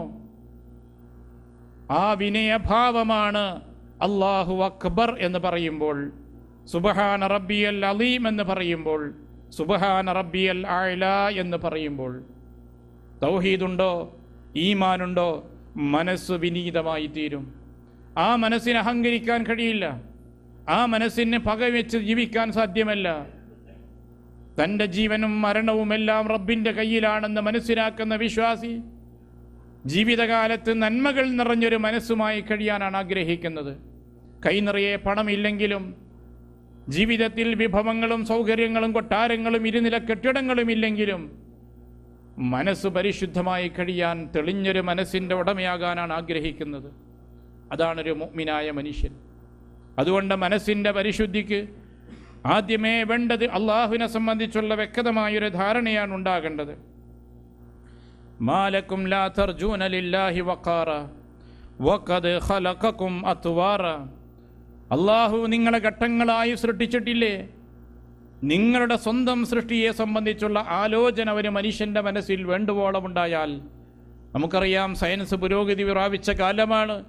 ധാരാളമായി നമ്മുടെ സൃഷ്ടിയിൽ അള്ളാഹു സംവിധാനിച്ച വിവിധ തരത്തിലുള്ള സംവിധാനങ്ങളെപ്പറ്റി ഇന്ന് പഠിക്കാൻ കഴിയും. കണ്ണും കാതും ഹൃദയങ്ങളും നമ്മുടെ ശരീരത്തിലെ ഓരോ അവയവങ്ങളുടെ സംവിധാനത്തെപ്പറ്റിയും ആലോചിച്ചാൽ മനുഷ്യൻ ആശ്ചര്യപ്പെട്ടു പോവുകയാണ്. ഒരു നെർവിന് ചെറിയ കുഴപ്പം വരുമ്പോഴാണ് നമ്മൾ ചിന്തിക്കുന്ന പടച്ചോൻ ചെയ്തു വെച്ച റഹ്മത്ത് എത്രയാണ്, അവൻ ചെയ്തു വന്ന അനുഗ്രഹങ്ങൾ എത്രയാണ്. ആ നെർവൊന്ന് ശരിയാക്കാൻ 50 ലക്ഷം വേണം, 60 ലക്ഷം വേണം. അത്രയും വിലപ്പെട്ടതായിരുന്നു ഇത്രയും കാലം യാതൊരു ചെലവുമില്ലാതെ ഉപയോഗിച്ചത് എന്ന് നമുക്ക് ബോധ്യപ്പെടുന്നത് പ്രശ്നം വരുമ്പോഴാണ് നമ്മൾ നിഅമത്ത് തിരിച്ചറിയുന്നത്. മെഡിക്കൽ കോളേജിൽ അത്യാഹിത വിഭാഗത്തിലൂടെ ഒന്ന് കയറി ഇറങ്ങണം നമ്മൾ ജീവിതത്തിൽ. അപ്പോഴാണ് അള്ളാഹു നൽകിയ നിഅമത്ത്, അനുഗ്രഹം, ആഫിയത്ത് എന്തുമാത്രം മഹത്തരമാണെന്ന് ബോധ്യപ്പെടുക. വ്യാമോഹങ്ങൾക്ക് പിന്നിൽ ചിറകടിച്ച് പറന്നുകൊണ്ടിരിക്കുന്നവരാണ് ഇന്നത്തെ മനുഷ്യർ. മലയാളികൾ ഇന്നത്തെ ജീവിതമല്ല നാളത്തേക്കുള്ള ആലോചനയിൽ ടെൻഷൻ അടിക്കുന്നവരാ മലയാളി. ഇന്ന് വർത്തമാനത്തിൽ അവൻ ജീവിക്കുന്നില്ല. ഭാവിയെക്കുറിച്ചുള്ള ആലോചനകളും ചിന്തകളിലും മുഴുകുന്നവരാ മലയാളി. ഇതിൻ്റെ ഇടയിൽ നമ്മൾ ജീവിക്കാൻ പോലും മറന്നു പോവുകയാണ്. ഉറക്കമില്ലാത്ത, ഭക്ഷണമില്ലാത്ത ദിനങ്ങളാണ് പല മലയാളികളുടെയും ജീവിതത്തിലുള്ളത്. കാരണം വ്യാകുലത നിറഞ്ഞ ഒരു ജീവിതം. സമാധാനവും സന്തോഷവും ജീവിതത്തിൽ പലപ്പോഴും കയറി വരാറില്ല. വന്നാൽ നിമിഷങ്ങൾ കൊണ്ട് അവസാനിക്കുന്നൊരവസ്ഥയാണ് നമുക്കുള്ളത്. ഇതിൻ്റെ ഇടയിൽ മനസ്സിൻ്റെ സമാധാനം ലഭിക്കണം, ശാന്തി ലഭിക്കണം. ആ സമാധാനവും ശാന്തിയും നമുക്ക് ലഭിക്കും അള്ളാഹുവിനെക്കുറിച്ച് മനസ്സിലാക്കിയാൽ. അള്ളാഹുവിനെക്കുറിച്ച് ശരിയായ രീതിയിലുള്ള ധാരണ നമുക്കുണ്ടെങ്കിൽ നമുക്ക് തീർച്ചയായും റബ്ബിൽ നിന്ന് സമാധാനം ലഭിച്ചുകൊണ്ടിരിക്കും. സൂചിപ്പിച്ചത് മനസ്സ് പരിശുദ്ധമാകണമെങ്കിൽ അടിസ്ഥാനപരമായി ഉണ്ടാകേണ്ടത് അള്ളാഹുവിൻ്റെ മഹത്വവും ഉന്നതിയും നമ്മൾ മനസ്സിലാക്കണം. തൗഹീദ് എന്ന് പറയുന്നതിൻ്റെ ഏറ്റവും പ്രധാനപ്പെട്ട ഭാഗമാണത്. അള്ളാഹു അല്ലാത്തവരോട് പ്രാർത്ഥിക്കാൻ പാടുണ്ടോ പാടില്ലേ എന്നുള്ള വിഷയം നമ്മൾ സാധാരണ കേൾക്കാറുണ്ട്. അതിൻ്റെ അപ്പുറം തൗഹീദിൻ്റെ ഒരു പ്രധാനപ്പെട്ട മാനമെന്താണ്? അള്ളാഹുവിൻ്റെ മഹത്വം മനസ്സിലാക്കിയിട്ട് ഞാൻ അവൻ്റെ ഒരു ദാസനാണ് എന്ന് സ്വയം ബോധ്യപ്പെടുക എന്നാണ്. അപ്പോൾ നമ്മുടെ മനസ്സിന് സംതൃപ്തി ഉണ്ടാകും. അതാണ് റളീതു ബില്ലാഹി റബ്ബൻ വബിൽ ഇസ്ലാമി ദീനൻ വബി മുഹമ്മദിൻ നബിയ. അള്ളാഹുവെ നിന്നെ ഞാൻ റബ്ബായി തൃപ്തിപ്പെട്ടിരിക്കുന്നു എന്ന് പറയുന്നുണ്ടല്ലോ, ആ ഒരു സംതൃപ്തി നമ്മുടെ മനസ്സിന് അനുഭവപ്പെടണം. അത് പറയാനുള്ളൊരു വാക്കല്ല, ജീവിതത്തിൽ പ്രതിഫലിക്കേണ്ട സന്ദേശങ്ങളുള്ളൊരു വചനമാണത്. റളീതു ബില്ലാഹി റബ്ബൻ എന്ന് പറയാൻ നമുക്ക് കഴിയണം. അത് സാധിച്ചതുകൊണ്ടാണ് സ്വഹാബത്തിനെ കുറിച്ച് അള്ളാഹ് പറഞ്ഞത്, അള്ളാഹു അവരെ തൃപ്തിപ്പെട്ടു, കാരണം വറളു അൻഹു, അള്ളാഹുവിനെ അവരും തൃപ്തിപ്പെട്ടിട്ടുണ്ട് എന്നാണ്. അതുകൊണ്ട് മരിക്കുന്ന സമയത്ത് പറയുന്നു റാളിയത്തൻ മർലിയ, അള്ളാഹുവിൻ്റെ തൃപ്തി നേടിക്കൊണ്ട് നീ മരിക്കൂ. യാ അയ്യത്തുഹൻ നഫ്സുൽ മുത്മഇന്ന ഇർജിഇ ഇലാ റബ്ബിക റാദിയതൻ മർദിയ. മർദിയാണ്, നീ സ്വയം അള്ളാഹുവിനെ തൃപ്തിപ്പെട്ടിരുന്നില്ലേ? അള്ളാഹുവിനെ നീ തൃപ്തിപ്പെട്ടിരുന്നല്ലോ, നിന്നെ അള്ളയും ഇതാ തൃപ്തിപ്പെട്ടിരിക്കുന്നു എന്നാണ്. ഈ വിശ്വാസം നമ്മുടെ മനസ്സിൽ വരുമ്പോൾ ആ വ്യക്തി പിന്നെ ശിർക്കിലേക്ക് പോകില്ല. കാരണം അള്ളാഹുവിന് പകരം വെക്കാൻ ഒരു മഹാനില്ല. ബാക്കിയുള്ള ലോകത്തുള്ളതെല്ലാം സൃഷ്ടികളാണ്, എല്ലാം നിസ്സാരന്മാരാണ്, എല്ലാവർക്കും പരിമിതിയുണ്ട്. ആ പരിമിതിയിൽ നിന്ന് ആർക്കും മോചനമില്ല. ഏത് തരത്തിലുള്ള സൃഷ്ടിയാണെങ്കിലും അവർക്ക് പരിമിതിയുണ്ട്. അന്തുമുൽ ഫഖറാ, എല്ലാ സൃഷ്ടികളും അള്ളാഹുവിലേക്ക് ആവശ്യമുള്ളവരാണ്. വനിയ് അവൻ മാത്രമാണ്, ധന്യവാൻ ഐശ്വര്യവാൻ അവൻ മാത്രമാണ്. ഈ ഒരു അള്ളാഹുവിൻ്റെ മഹത്വം ഒരാൾ വേണ്ടുവോളം ഉൾക്കൊണ്ട് കഴിഞ്ഞാൽ പിന്നെ അല്ലല്ലാത്തൊരു മനുഷ്യൻ്റെ മുമ്പിൽ അവൻ നമിക്കുകയില്ല. അള്ളാഹു അല്ലാത്തൊരു സൃഷ്ടിയുടെ മുമ്പിൽ അവൻ കൈ ഉയർത്തുകയില്ല. അള്ളാഹുവിനെ മനസ്സിലാക്കാത്തത് കൊണ്ടാണ് പടച്ചോനല്ലാത്തവരെ മഹത്വപ്പെടുത്തുന്നതും അവരോട് പ്രാർത്ഥിക്കുന്നതും ആരാധിക്കുന്നതുമെല്ലാം. വമാ ഖദറുല്ലാഹ ഹഖ ഖദരിഹി. മനുഷ്യന് സംഭവിച്ച അബദ്ധമതാണ്. അള്ളാഹുവിനെ മനസ്സിലാക്കേണ്ടതുപോലെ അവൻ്റെ മഹത്വവും ഉന്നതിയും അള്ളാഹ് പരിചയപ്പെടുത്തി തന്നതുപോലെ പ്രവാചകൻ സ്വല്ലല്ലാഹു അലൈഹി വസല്ലം വിശദീകരിച്ചതുപോലെ ആളുകൾ മനസ്സിലാക്കാതിരുന്നു എന്നതാണ്. അത് മനസ്സിലാക്കി കഴിയുമ്പോൾ വിശ്വാസിയും മുനാഫിക്കും അവിടെ വേർതിരിയും. ജിഹാദിനുള്ള വിളി വന്നു, മുനാഫിക്കിന് വല്ലാത്തൊരു വിഷമം. യുദ്ധത്തിന് പോകണമല്ലോ, പോകാതിരുന്നാലും മോശം. സകാത്ത് കൊടുക്കണമെന്ന് പറഞ്ഞു, കുറച്ച് പൈസ കിട്ടി, അത് കൊടുക്കാനാണ് പറയുന്നത്. അങ്ങനെ അള്ളാഹുവിൻ്റെ കൽപ്പനകളിൽ ഓരോന്നും ത്യാഗം ആവശ്യമുള്ളതാണ്. ആരോഗ്യത്തിൻ്റെയോ സമ്പത്തിൻ്റെയോ ത്യാഗം വേണ്ട കാര്യമാണ്, സമയം ചെലവഴിക്കേണ്ട കാര്യമാണ് വരുന്നതെങ്കിൽ മുനാഫിക്കിൻ്റെ മനസ്സ് അസ്വസ്ഥമായി. എങ്ങനെ ഒഴിവ് കഴിവറിയണം, എങ്ങനെ രക്ഷപ്പെടണം, ഇതിനെക്കുറിച്ചുള്ള ആലോചനയാണ്. അതാണ് മുനാഫിക്ക്. വിശ്വാസികളെ സംബന്ധിച്ച് ഖുർആൻ പരിചയപ്പെടുത്തിയതോ ഇദാഹും യസ്തബിശിറൂൻ. അള്ളാഹുവിൽ നിന്ന് ഓരോ ആയത്തുകൾ അവതരിക്കുമ്പോൾ വിശ്വാസികളുടെ മനസ്സ് സന്തോഷിക്കുന്നു എന്നാണ്. സകാത്ത് കൊടുക്കുവാനുള്ള ആയത്ത് അവതരിച്ചപ്പോൾ അവർ സന്തോഷിച്ചു. അങ്ങനെ കൊടുത്തുകൊണ്ട് സ്വർഗം നേടാനൊരു അവസരമുണ്ടായല്ലോ എന്ന്. അള്ളാഹുവിന് വേണ്ടി ജിഹാദ് ചെയ്യാൻ വിളിച്ചു. മരിച്ചാൽ എന്താണ് ലഭിക്കുക എന്നാണ് അവരെ ചോദ്യം. സ്വർഗമാണ് ഷഹീദിന് ലഭിക്കാനുള്ളത്. എല്ലാ പാപങ്ങളും പൊറുക്കപ്പെടും, കടം മാത്രമേ അവശേഷിക്കുകയുള്ളൂ, അവൻ്റെ ശുപാർശ സ്വീകരിക്കപ്പെടും. കേട്ടപ്പോൾ ആളുകൾ താല്പര്യപൂർവ്വം മുന്നോട്ട് വരുന്നു. മുനാഫിക്കും മുഅ്മിനും അവിടെ വേർതിരിയുകയാണ്. കാരണം ഒരാൾ റളീതു ബില്ലാഹി റബ്ബൻ എന്ന് പ്രഖ്യാപിച്ച വ്യക്തിയാണ്. അള്ളാഹുവിൻ്റെ മഹത്വം മനസ്സിലാക്കി അവൻ്റെ വിനീതനായ ദാസനായി അവൻ്റെ മുമ്പിൽ പ്രതിഫലത്തിന് വേണ്ടി കേഴുന്ന മുഅ്മിനായ മനുഷ്യൻ. അതാണ് വേർതിരിയുന്നത്. ആ വേർതിരിവാണ് മുനാഫിക്കിൽ നിന്ന് മുഅ്മിനെ വേർതിരിക്കുന്നത്. അപ്പം അടിസ്ഥാനം മനസ്സിൽ തന്നെയാണ്. ബാഹ്യമായി മുനാഫിക്ക് നമസ്കരിക്കുന്നുണ്ട്, മുഅ്മിനായ ആളും നമസ്കരിക്കുന്നുണ്ട്. പക്ഷേ അടിസ്ഥാനപരമായി വ്യത്യാസപ്പെടുന്നത് മനസ്സിൻ്റെ അന്തരാളത്തിലുള്ള ഈ വിശ്വാസമാണ്, ആ ബോധമാണ്. ഈ ഒരു വിശ്വാസം നമ്മുടെ മനസ്സുകളിൽ രൂപപ്പെട്ടു വരുമ്പോൾ മനസ്സ് വിനീതമായി തീരുന്നു. അഹങ്കാരം ആ മനസ്സിനില്ല. മറ്റൊരാൾക്ക് അള്ളാഹു അനുഗ്രഹം ചെയ്തോ ഞാനെന്തിനാ അസൂയപ്പെടണം? ഖൈറും ഷർറും അള്ളാഹുവിൽ നിന്നുള്ളതാണെന്ന് ഈമാൻ കാര്യം പഠിച്ചിട്ടുണ്ട്, പക്ഷെ ജീവിതത്തിലില്ല. നമുക്ക് സംഭവിക്കുന്ന അതല്ലേ. എനിക്ക് വിധിച്ചത് എനിക്ക് ഉറപ്പായും ലഭിക്കും, എനിക്ക് വിധിക്കാത്തത് എനിക്ക് ലഭിക്കില്ല. ഞാൻ പരമാവധി പരിശ്രമിച്ചിട്ടുണ്ട്, എല്ലാ ശ്രമങ്ങളും നടത്തിയിട്ടുണ്ട്, കിട്ടിയില്ല. അത്രയൊന്നും ശ്രമം നടത്താത്തൊരു വ്യക്തിക്കാണ് അത് ലഭിച്ചത്. അതിൻ്റെ പേരിൽ എൻ്റെ മനസ്സിന് വേവലാതിയില്ലക്കാ ഞാൻ മുഅ്മിനാണ്, അള്ളാഹ് എനിക്ക് വിധിച്ചിട്ടില്ല. അതിലും ചില ഖൈറുണ്ടാകുമെന്ന പ്രതീക്ഷയാണ് എനിക്കുള്ളത്. ലിക ഇലാ തൗസൂ മാഫാതക്കും അലാ മാഫാതക്കും. നഷ്ടപ്പെട്ടതിൻ്റെ പേരിൽ യാതൊരു ദുഃഖവുമില്ല. വർത്തമാനകാലത്തിലാണ് ഞാൻ ജീവിക്കുന്നത്. ഭൂതകാലത്തെക്കുറിച്ച് ആലോചിച്ചുകൊണ്ട് ടെൻഷൻ അടിക്കുന്നില്ല. കഴിഞ്ഞുപോയി, ഖലാസ്, ഇനി അതിനെപ്പറ്റി ചിന്തിച്ചിട്ട് കാര്യമില്ല. അങ്ങനെ ഒരു മനസ്സ് നമുക്കുണ്ടായാൽ മനസ്സ് ഫ്രീ ആയില്ലേ? മനസ്സ് ഫ്രീ ആയില്ലേ? ഭാവിയിൽ എന്തു സംഭവിക്കും? പടച്ചോൻ വിധിച്ചതുണ്ടാകും. ഞാനിപ്പോൾ ജീവിക്കുക, എൻ്റെ കർമ്മം, എൻ്റെ പ്രവർത്തനം, അതാണ് എൻ്റെ ബാധ്യത, അത് ഞാൻ ചെയ്യുക. നമ്മളെപ്പോഴും ആലോചിക്കേണ്ട ഒരു സംഗതിയാണ്. കുഞ്ഞ് ജനിച്ച ഉടനെ ഒരാളോട് ഫോൺ ചെയ്ത് ചോദിക്കുമ്പോൾ അയാൾ പറയുന്നത് ടെൻഷനാണ്. ഉസ്താദേ, 3ാമത്തെ കുട്ടിയും ഒരു പെൺകുട്ടി തന്നെയാണ്. 18-20 വർഷങ്ങൾക്കപ്പുറം സംഭവിക്കാൻ പോകുന്ന കാര്യത്തെക്കുറിച്ച് ഇപ്പോൾ തന്നെ ടെൻഷൻ അടിക്കുകയാണ് കുട്ടി ജനിച്ചത് മുതൽ. ആ കുട്ടിയെ കാണുമ്പോൾ ഇയാളുടെ മനസ്സിൽ ടെൻഷനാണ്. ടെൻഷനുള്ള മനോഭാവത്തോടുകൂടെ കുട്ടിയോട് സമീപിക്കുമ്പോൾ ആ സമീപനത്തിൽ പോലും മാറ്റങ്ങൾ ഉണ്ടാവില്ലേ? കുട്ടിയുടെ ജീവിതത്തിൽ അത് പ്രതിഫലിക്കില്ലേ? നമ്മൾ ആലോചിക്കേണ്ട സംഗതികളാണ്. ഒരാണിനെ സൃഷ്ടിച്ചെങ്കിൽ ഒരു പെണ്ണിനെയും അത് സൃഷ്ടിച്ചിട്ടുണ്ട്. പടച്ചവൻ്റെ സൃഷ്ടി സംവിധാനം അങ്ങനെയാണ്. അതുകൊണ്ട് തവക്കുൽ വേണം നമ്മുടെ മനസ്സിൽ. ആ തവക്കുലുണ്ടാകുമ്പോഴാണ് മനസ്സിന് സമാധാനമുണ്ടാകുന്നത്. അപ്പം അല്ലാഹുവിലുള്ള വിശ്വാസം, ശരിയായ തൗഹീദ്, അത് യഥാർത്ഥ രൂപത്തിൽ നമ്മൾ മനസ്സിലാക്കുകയും ഉൾക്കൊള്ളുകയും ചെയ്താൽ മനസ്സിൻ്റെ പരിശുദ്ധി ഉണ്ടായിക്കൊണ്ടിരിക്കും. ആ അടിസ്ഥാനത്തിലാണ് മനസ്സിൻ്റെ ശുദ്ധീകരണം ആരംഭിക്കേണ്ടത്.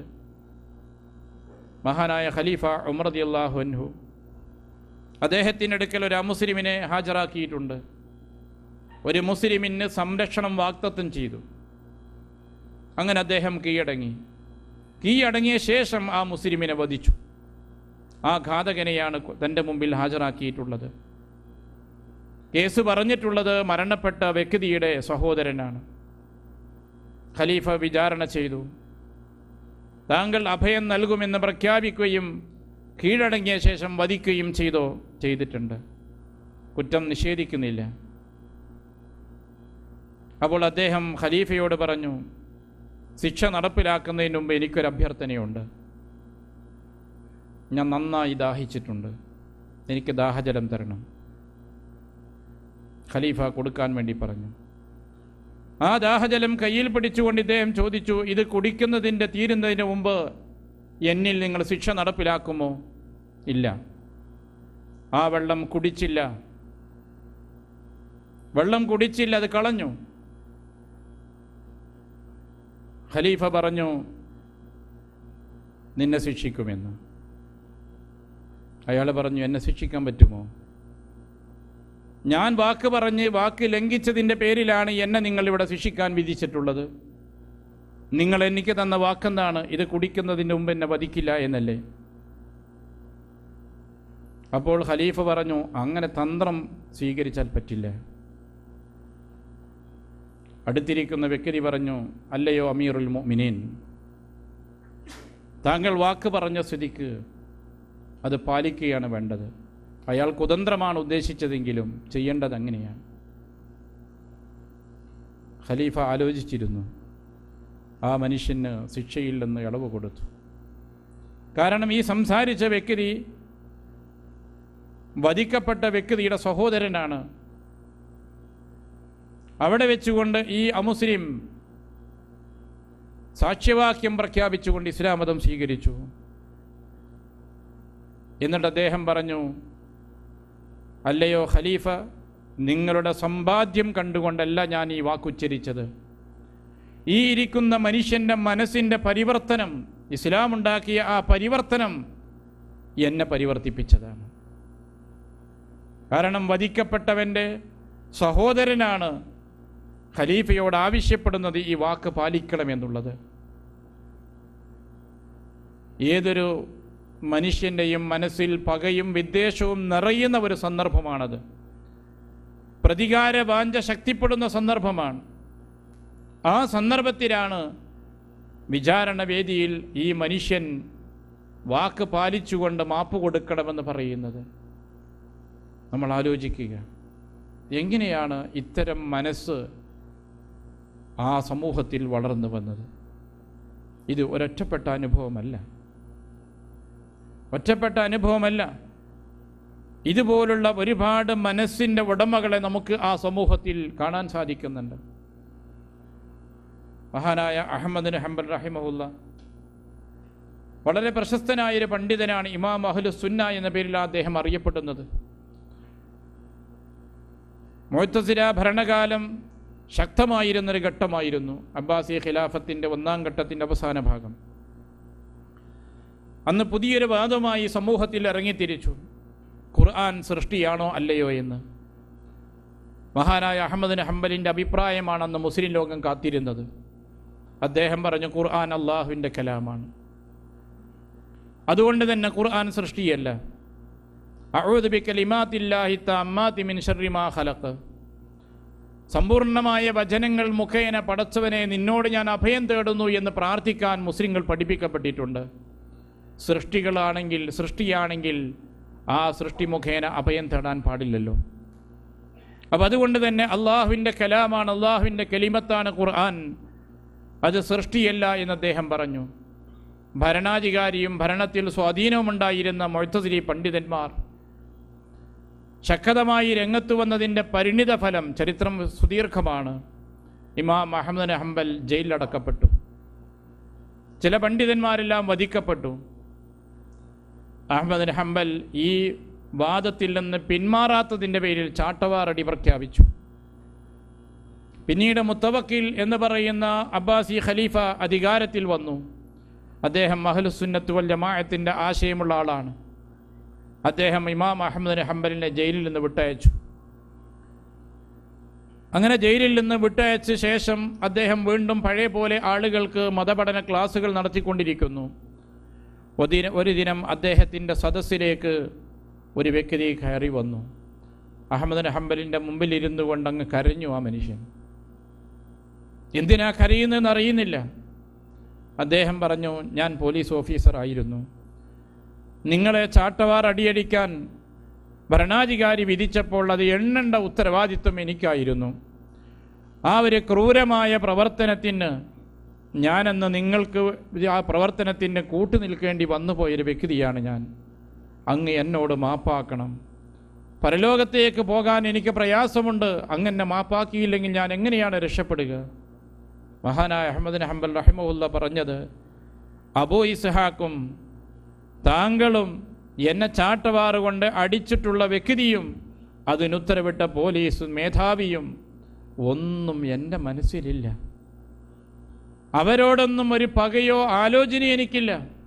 അബൂ ഇസ്ഹാഖ് എന്ന് പറയുന്നത് അന്നത്തെ ഭരണാധികാരിയായിരുന്ന മുഅ്തസിം. ഈ ശിക്ഷ നടപ്പിലാക്കാൻ ഉത്തരവിട്ട ഖലീഫയോട് പോലും എൻ്റെ മനസ്സിൽ യാതൊരു പകയും വിദ്വേഷവുമില്ല എന്നദ്ദേഹം ആ മനുഷ്യനോട് പറഞ്ഞത് ചരിത്രം രേഖപ്പെടുത്തുന്നുണ്ട്. എത്ര ഉന്നതമായൊരു മനസ്സാണത്! അള്ളാഹുവിൻ്റെ ദീൻ സത്യസന്ധമായി പറഞ്ഞതിൻ്റെ പേരിൽ ജയിലിലടക്കപ്പെട്ട ഒരു വ്യക്തി, അതിൻ്റെ പേരിൽ ക്രൂരമായ ശിക്ഷ അനുഭവിക്കേണ്ടി വന്ന ഇമാം, അദ്ദേഹത്തിൻ്റെ വലിയ മനസ്സ് നമ്മൾ ആലോചിച്ച് നോക്കൂ.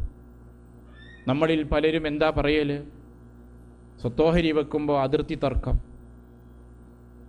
അവിടെ ഒരു തെങ്ങുണ്ട്, അത് എനിക്ക് കിട്ടണം, നിനക്ക് കിട്ടിക്കൂടാ എന്ന് പറഞ്ഞുകൊണ്ട് ജ്യേഷ്ഠാനുജന്മാർ, രക്തബന്ധുക്കൾ തമ്മിൽ തർക്കമാണ്.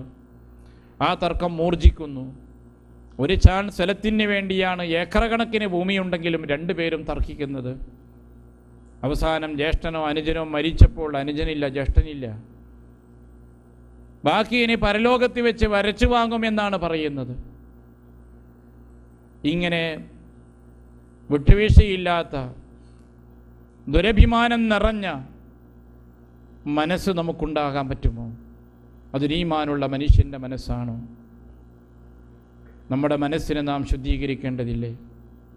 ചെറിയ പ്രശ്നങ്ങളിലെ പേരിൽ പോലും ശത്രുതയിൽ കഴിയുന്ന ആളുകൾ നമ്മുടെ സമൂഹത്തിലില്ലേ? പൂർവികരായ ആളുകളുടെ മാതൃക നമ്മൾ പഠിക്കേണ്ടതുണ്ട്. വളരെ സ്നേഹത്തിൽ കഴിയുന്ന ആളുകൾ ചെറിയ എന്തെങ്കിലും കാര്യത്തിൻ്റെ പേരിൽ അഭിപ്രായ വ്യത്യാസമുണ്ടായാൽ മതി, ആജീവനാന്ത ശത്രുക്കളെ പോലെയാണ് പിന്നെ പറയുക. നമ്മൾ വേണ്ടത് സ്വന്തത്തിൻ്റെ ന്യൂനതകളും മറ്റുള്ളവരുടെ നന്മകളും നോക്കിക്കാണുകയാണ്. അതാണ് ഒരു മനുഷ്യൻ്റെ മഹത്വം. എൻ്റെ അടുത്ത് ന്യൂനതയുണ്ട് എന്ന് ഞാൻ മനസ്സിലാക്കണം.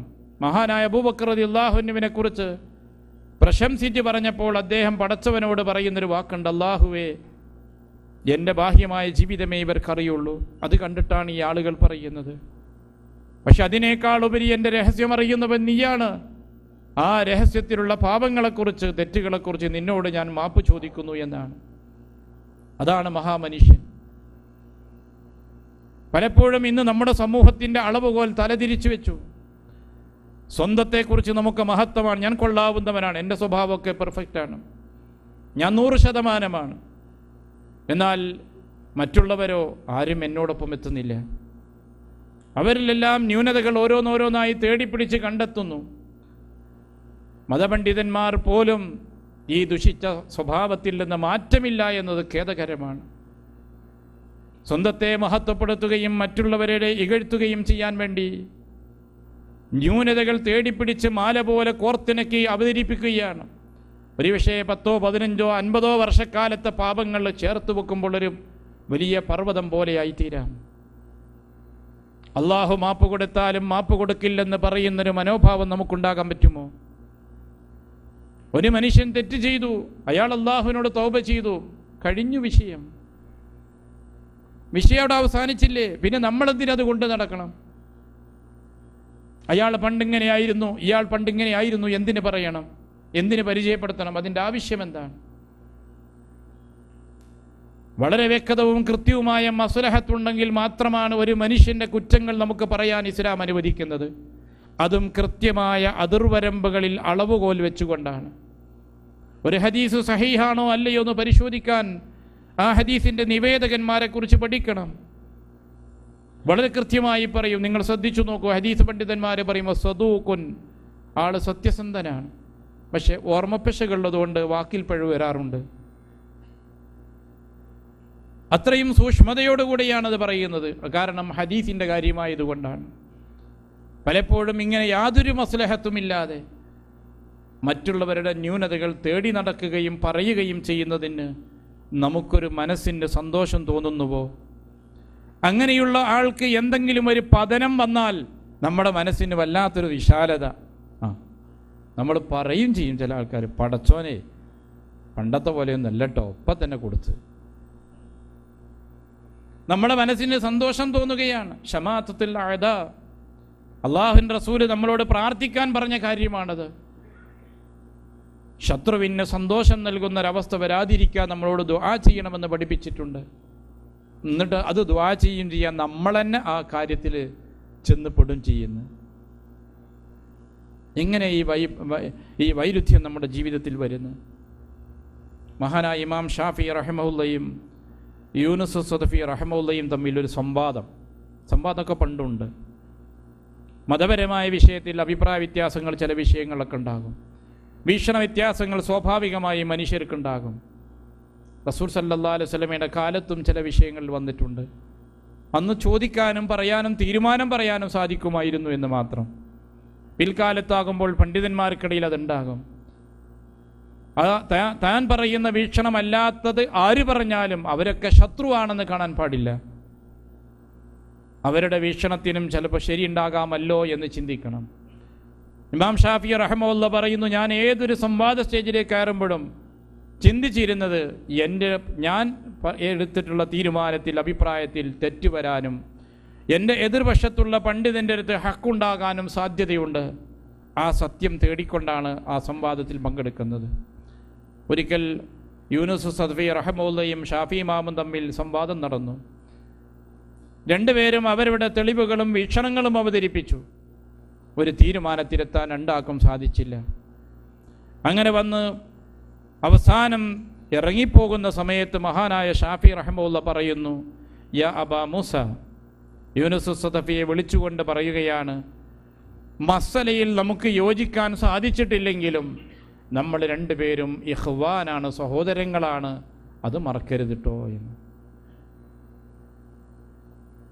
എതിരാളിയോട് ശത്രുതയല്ല, പകയല്ല, മറിച്ച് മുസ്ലിങ്ങളാണ്, നമ്മൾ മുഅ്മിനീങ്ങളാണ്, അതുകൊണ്ട് സഹോദരങ്ങളാണ്. വീക്ഷണം രണ്ടായിരിക്കാം, വ്യത്യാസമുണ്ടാകാം, അഭിപ്രായങ്ങൾ ഏകോപിക്കാൻ സാധിക്കണമെന്നില്ല. ഈ ഒരു വിശാലമായ മനസ്സ് പൂർവ്വ പണ്ഡിതന്മാരിൽ നമുക്ക് പഠിക്കാനില്ലേ എന്ന് നമ്മൾ ആലോചിക്കേണ്ടതാണ്. ഇന്ന് നമ്മുടെ സമൂഹത്തിൻ്റെ സ്ഥിതി എവിടെ എത്തി നിൽക്കുന്നു എന്ന് ഞാൻ വിശദീകരിക്കേണ്ടതില്ല. മറ്റുള്ളവരെടുത്ത് ന്യൂനതകൾ വന്നാൽ നമ്മൾ എന്താ ചെയ്യേണ്ടത്? കുറ്റപ്പെടുത്തുകയാണോ? അല്ല. എന്തെങ്കിലും കാരണം ആ പ്രവൃത്തിയുടെ പിന്നിൽ ഉണ്ടായേക്കാം. അങ്ങനെ ഒരു നല്ല മനസ്സ് വേണമല്ലോ, ഒരു നല്ല കാഴ്ചപ്പാട് നമുക്ക് വേണമല്ലോ. ആരെന്ത് പ്രവർത്തിച്ചാലും എല്ലാത്തിനെയും നിശിതമായി വിമർശിക്കുകയും കുറ്റപ്പെടുത്തുകയും അങ്ങനെ ദോഷീതീർക്കാകെ ഒരു മനോഭാവത്തോടുകൂടെ നോക്കിക്കാണുകയും ചെയ്യുകയല്ല. അയാളത് ചെയ്തു. അതിന് ഒരു പക്ഷേ നമ്മൾ മനസ്സിലാക്കാത്ത എന്തെങ്കിലും കാര്യങ്ങൾ അയാളടുത്തുണ്ടായേക്കാം, നമ്മൾ മനസ്സിലാക്കുന്നിടത്ത് അബദ്ധമായേക്കാം. അങ്ങനെ മറ്റുള്ളവരെ കുറിച്ചൊരു നല്ല വിചാരത്തോടുകൂടി ജീവിക്കാൻ നമുക്ക് കഴിഞ്ഞാൽ മനസ്സമാധാനം ഉണ്ടാവില്ലേ? മനസ്സിന് എന്തുമാത്രം വിശാലതയും സൗന്ദര്യവും അനുഭവിക്കാൻ കഴിയും? മനോഹാരിത നഷ്ടപ്പെട്ടു പോകുന്നത് സ്വന്തത്തെക്കുറിച്ചുള്ള മഹത്വബോധവും മറ്റുള്ളവരെ സംബന്ധിച്ചുള്ള അധമ മനസ്ഥിതിയുമാണ്. സ്വയം കർമ്മങ്ങളെക്കുറിച്ച് പ്രശംസിക്കുകയും മറ്റുള്ളവരുടെ ന്യൂനതകൾ തേടിപ്പോവുകയും ചെയ്യുമ്പോഴാണ് ഒരു മനുഷ്യൻ്റെ അധമത്വമാണ് അത് സൂചിപ്പിക്കുന്നത്. മറിച്ച് നമുക്കുണ്ടാകേണ്ടത് എന്താണ്? നിർഭയത്വമുള്ള, സമാധാനമുള്ള, വിനയഭാവമുള്ളൊരു മനസ്സാണ് വേണ്ടത്. ഇബ്ലീസിൻ്റെ പതനം അത്യുന്നതിയിൽ നിന്ന് ഏറ്റവും താഴേക്കടയിലേക്കുള്ള പതനമാണ് ഇബ്ലീസിനുണ്ടായത്. ഇബ്ലീസ് അത്യുന്നതനായിരുന്നു. മലക്കുകളോടൊപ്പമായിരുന്നു ഇബ്ലീസിൻ്റെ സ്ഥാനം. ആ ഉന്നത സ്ഥാനത്തെത്തിയ ഇബ്ലീസ് അഹങ്കാരത്തിൻ്റെ പേരിലാണ് അബാ വസ്തക്ബറ വകാന മിനൽ കാഫിരീൻ, പടച്ചവൻ്റെ കൽപ്പന ലംഘിച്ച് അഹങ്കാരം പ്രകടിപ്പിച്ചതിൻ്റെ പേരിലാണ് ഏറ്റവും പതനമായ ലഅനത്ത് ചെയ്യപ്പെട്ട വ്യക്തിയായി മാറിയത്. ഒരു നേരത്തെ അഹങ്കാരം കൊണ്ട് ആ ഇബ്ലീസിൻ്റെ ജീവിതത്തിലെ പതനം എന്തുമാത്രമാണെന്ന് വിശുദ്ധ ഖുർആൻ നമുക്ക് പരിചയപ്പെടുത്തി. അന്ത്യനാൾ വരെയും ശപിക്കപ്പെട്ടവനായി മാറി. ആ അഹങ്കാരം നമ്മുടെ മനസ്സിന് വന്നാലോ? നമസ്കരിക്കുന്നു, അഹങ്കരിക്കുന്നു, ഹജ്ജും ഉംറയും നോമ്പുമെടുക്കുന്നു, ഇബാദത്തുകൾ ചെയ്യുന്നു, അസൂയയും പകയും വിദ്വേഷവുമായി കഴിയുന്നു. വഞ്ചനയും തട്ടിപ്പും എല്ലാം നമ്മുടെ മനസ്സിലുണ്ട്. ഇത് രണ്ടും കൂടി സമരസപ്പെടുത്തി കൊണ്ടുപോകാൻ സാധ്യമല്ല. ഈ അടുത്ത് നമ്മുടെ കേരളീയ ജീവിതത്തിൽ കാണുന്നൊരു മാറ്റം അതല്ലേ? പള്ളിയിലെ 1-ാം സഫിൽ ആളുണ്ട്. പഴയ കാലത്തെ അപേക്ഷിച്ച് നമസ്കാരവും ഇബാദത്തും സജീവമാണ്. മദ്യഷാപ്പുകളിലും തോന്നിവാസ കേന്ദ്രങ്ങളിലും ആളുകൾ സജീവമാണ്. രണ്ടിലും മുസ്ലിം ഉമ്മത്തിൻ്റെ എണ്ണമാണ് കൂടുതൽ. ഇത് രണ്ടും ഒരേ സമയത്ത് എങ്ങനെ സമരസപ്പെട്ടു പോകുന്നു എന്ന് മനസ്സിലാകുന്നില്ല. ഒരു സമസ്യയാണ്. ഇബാദത്ത് ചെയ്യുന്ന വ്യക്തി നന്നാവണം. അല്ലാഹു അക്ബർ എന്ന് പറഞ്ഞ് പള്ളിയിൽ നിന്ന് പുറത്തിറങ്ങുന്ന വ്യക്തിക്ക് വിനയഭാവം ഉണ്ടാകണം, സ്വഭാവം നന്നായിരിക്കണം. അല്ലാഹു അലീമാണ്, അയലയാണെന്ന് മനസ്സിലാക്കിയ ഒരു വ്യക്തിക്ക് അള്ളാഹുവിൻ്റെ കൽപ്പനകൾ അനുസരിക്കാൻ കഴിയും. എങ്ങനെ ജമാഅത്ത് നമസ്കാരം കഴിഞ്ഞ് മദ്യഷാപ്പിലേക്ക് പോകുന്നത്? രണ്ടും കൂടി പൊരുത്തപ്പെടില്ല. ഒരുപക്ഷെ ഇബാദത്തായിട്ടില്ല. ബാഹ്യമായ വേഷവിധാനങ്ങൾക്ക് ഇപ്പോൾ പ്രാധാന്യം കൂടി വരികയാണ്. അകക്കാമ്പ് നഷ്ടപ്പെട്ട ഇബാദത്തുകൾ കൊണ്ട് അള്ളാഹുവിൻ്റെ അടുക്കൽ യാതൊന്നും നേടാനില്ല. ഇപ്പോൾ സംഭവിച്ചുകൊണ്ടിരിക്കുന്നതാണ്. ആദർശം നഷ്ടപ്പെട്ട സമൂഹവും ആത്മീയത നഷ്ടപ്പെട്ട ഇബാദത്തുകളുമാണ്. അതിൻ്റെ ഒരു ദുരന്തമായിട്ടാണ് വളർന്നു വരുന്ന മുസ്ലിം തലമുറയെ പലപ്പോഴും നോക്കുമ്പോൾ നമുക്ക് കാണാൻ കഴിയുന്നത്. അപവാദം ഇല്ല എന്നതിനർത്ഥമില്ല. പക്ഷെ മൊത്തത്തിൽ നാം വിലയിരുത്തുമ്പോൾ കാണുന്ന ദുരവസ്ഥ അതാണ്. അതുകൊണ്ട് തന്നെ റബ്ബിനോട് നമ്മൾ പ്രാർത്ഥിക്കേണ്ടത് എന്താണ്?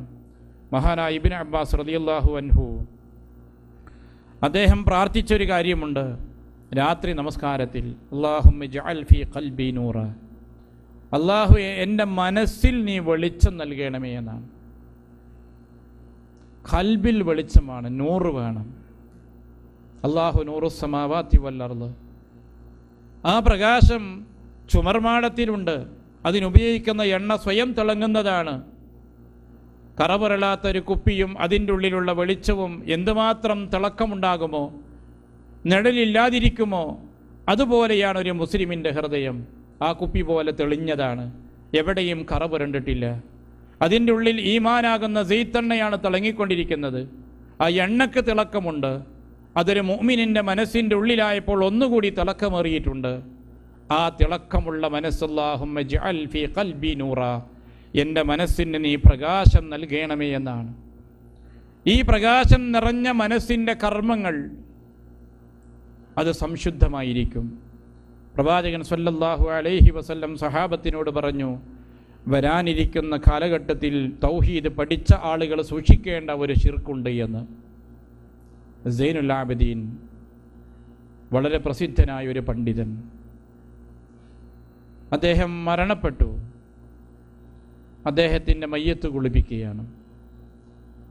ചുമലിൽ ചില തഴമ്പുകൾ.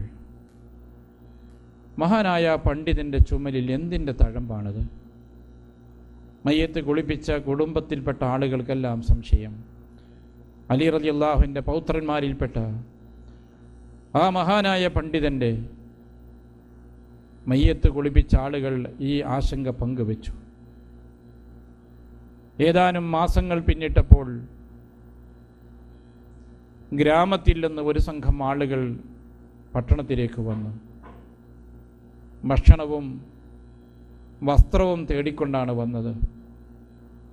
അവരോട് ചോദിച്ചു, ഇത്രയും കാലം നിങ്ങൾക്ക് ഈ കാര്യങ്ങൾ ആരാണ് നിർവഹിച്ചു തന്നത്? അവർ പറഞ്ഞു, ഞങ്ങളുടെ ഗ്രാമത്തിലേക്ക് എല്ലാ മാസത്തിലും ഒരു മനുഷ്യൻ വരും. അയാളുടെ മുഖം ഈ രൂപത്തിലാണ്, അയാളുടെ സംസാരവും പെരുമാറ്റവും ഇങ്ങനെയാണ്. ഗ്രാമത്തിലെ എല്ലാ വീടിൻ്റെ മുന്നിലും ഭക്ഷണവും ആവശ്യമായ വസ്ത്രസാധനങ്ങളും വെച്ച് പ്രഭാതമാകുമ്പോൾ ആ മനുഷ്യൻ തിരിച്ചു പോകും. അദ്ദേഹം വന്നിട്ട് മാസം 3 അതുകൊണ്ടാണ് ഞങ്ങൾ പട്ടണത്തിലേക്ക് തേടി വന്നത്. ആളുകൾക്ക് മനസ്സിലായി ഈ തഴമ്പ് എങ്ങനെ ഉണ്ടായതാണ് എന്ന്.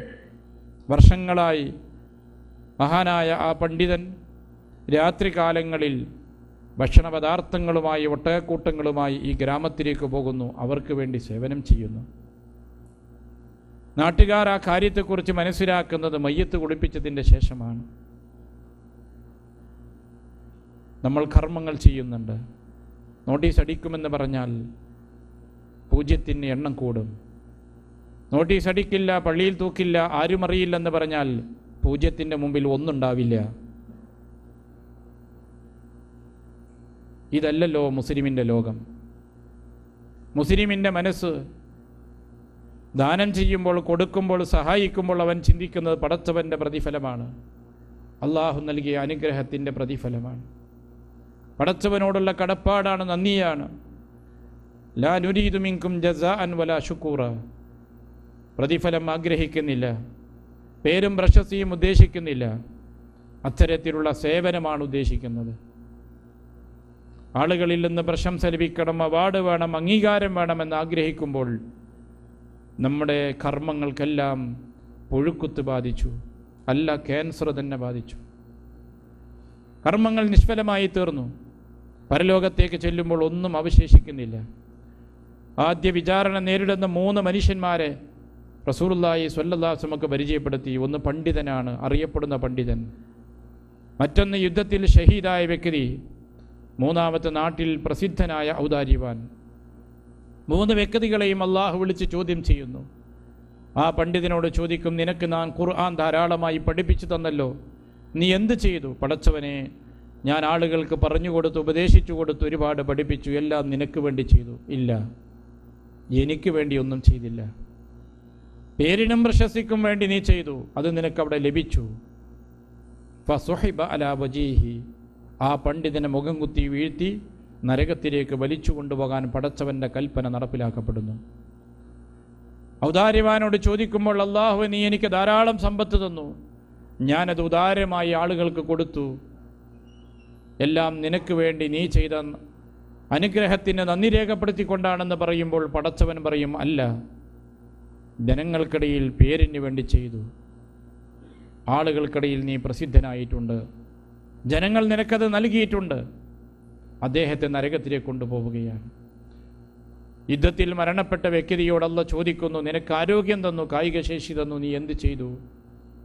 ആ ചോദ്യത്തിന് ആ മനുഷ്യൻ പറയുന്ന ഉത്തരം, അല്ലാഹുവേ, നിന്റെ ദീനിന് വേണ്ടി യുദ്ധമുണ്ടായപ്പോൾ ഞാനതിൽ പടവെട്ടി, ആ യുദ്ധത്തിൽ ഷഹീദായിക്കൊണ്ടാണ് ഞാൻ നിന്റെ അടുക്കലേക്ക് വന്നത് എന്ന്.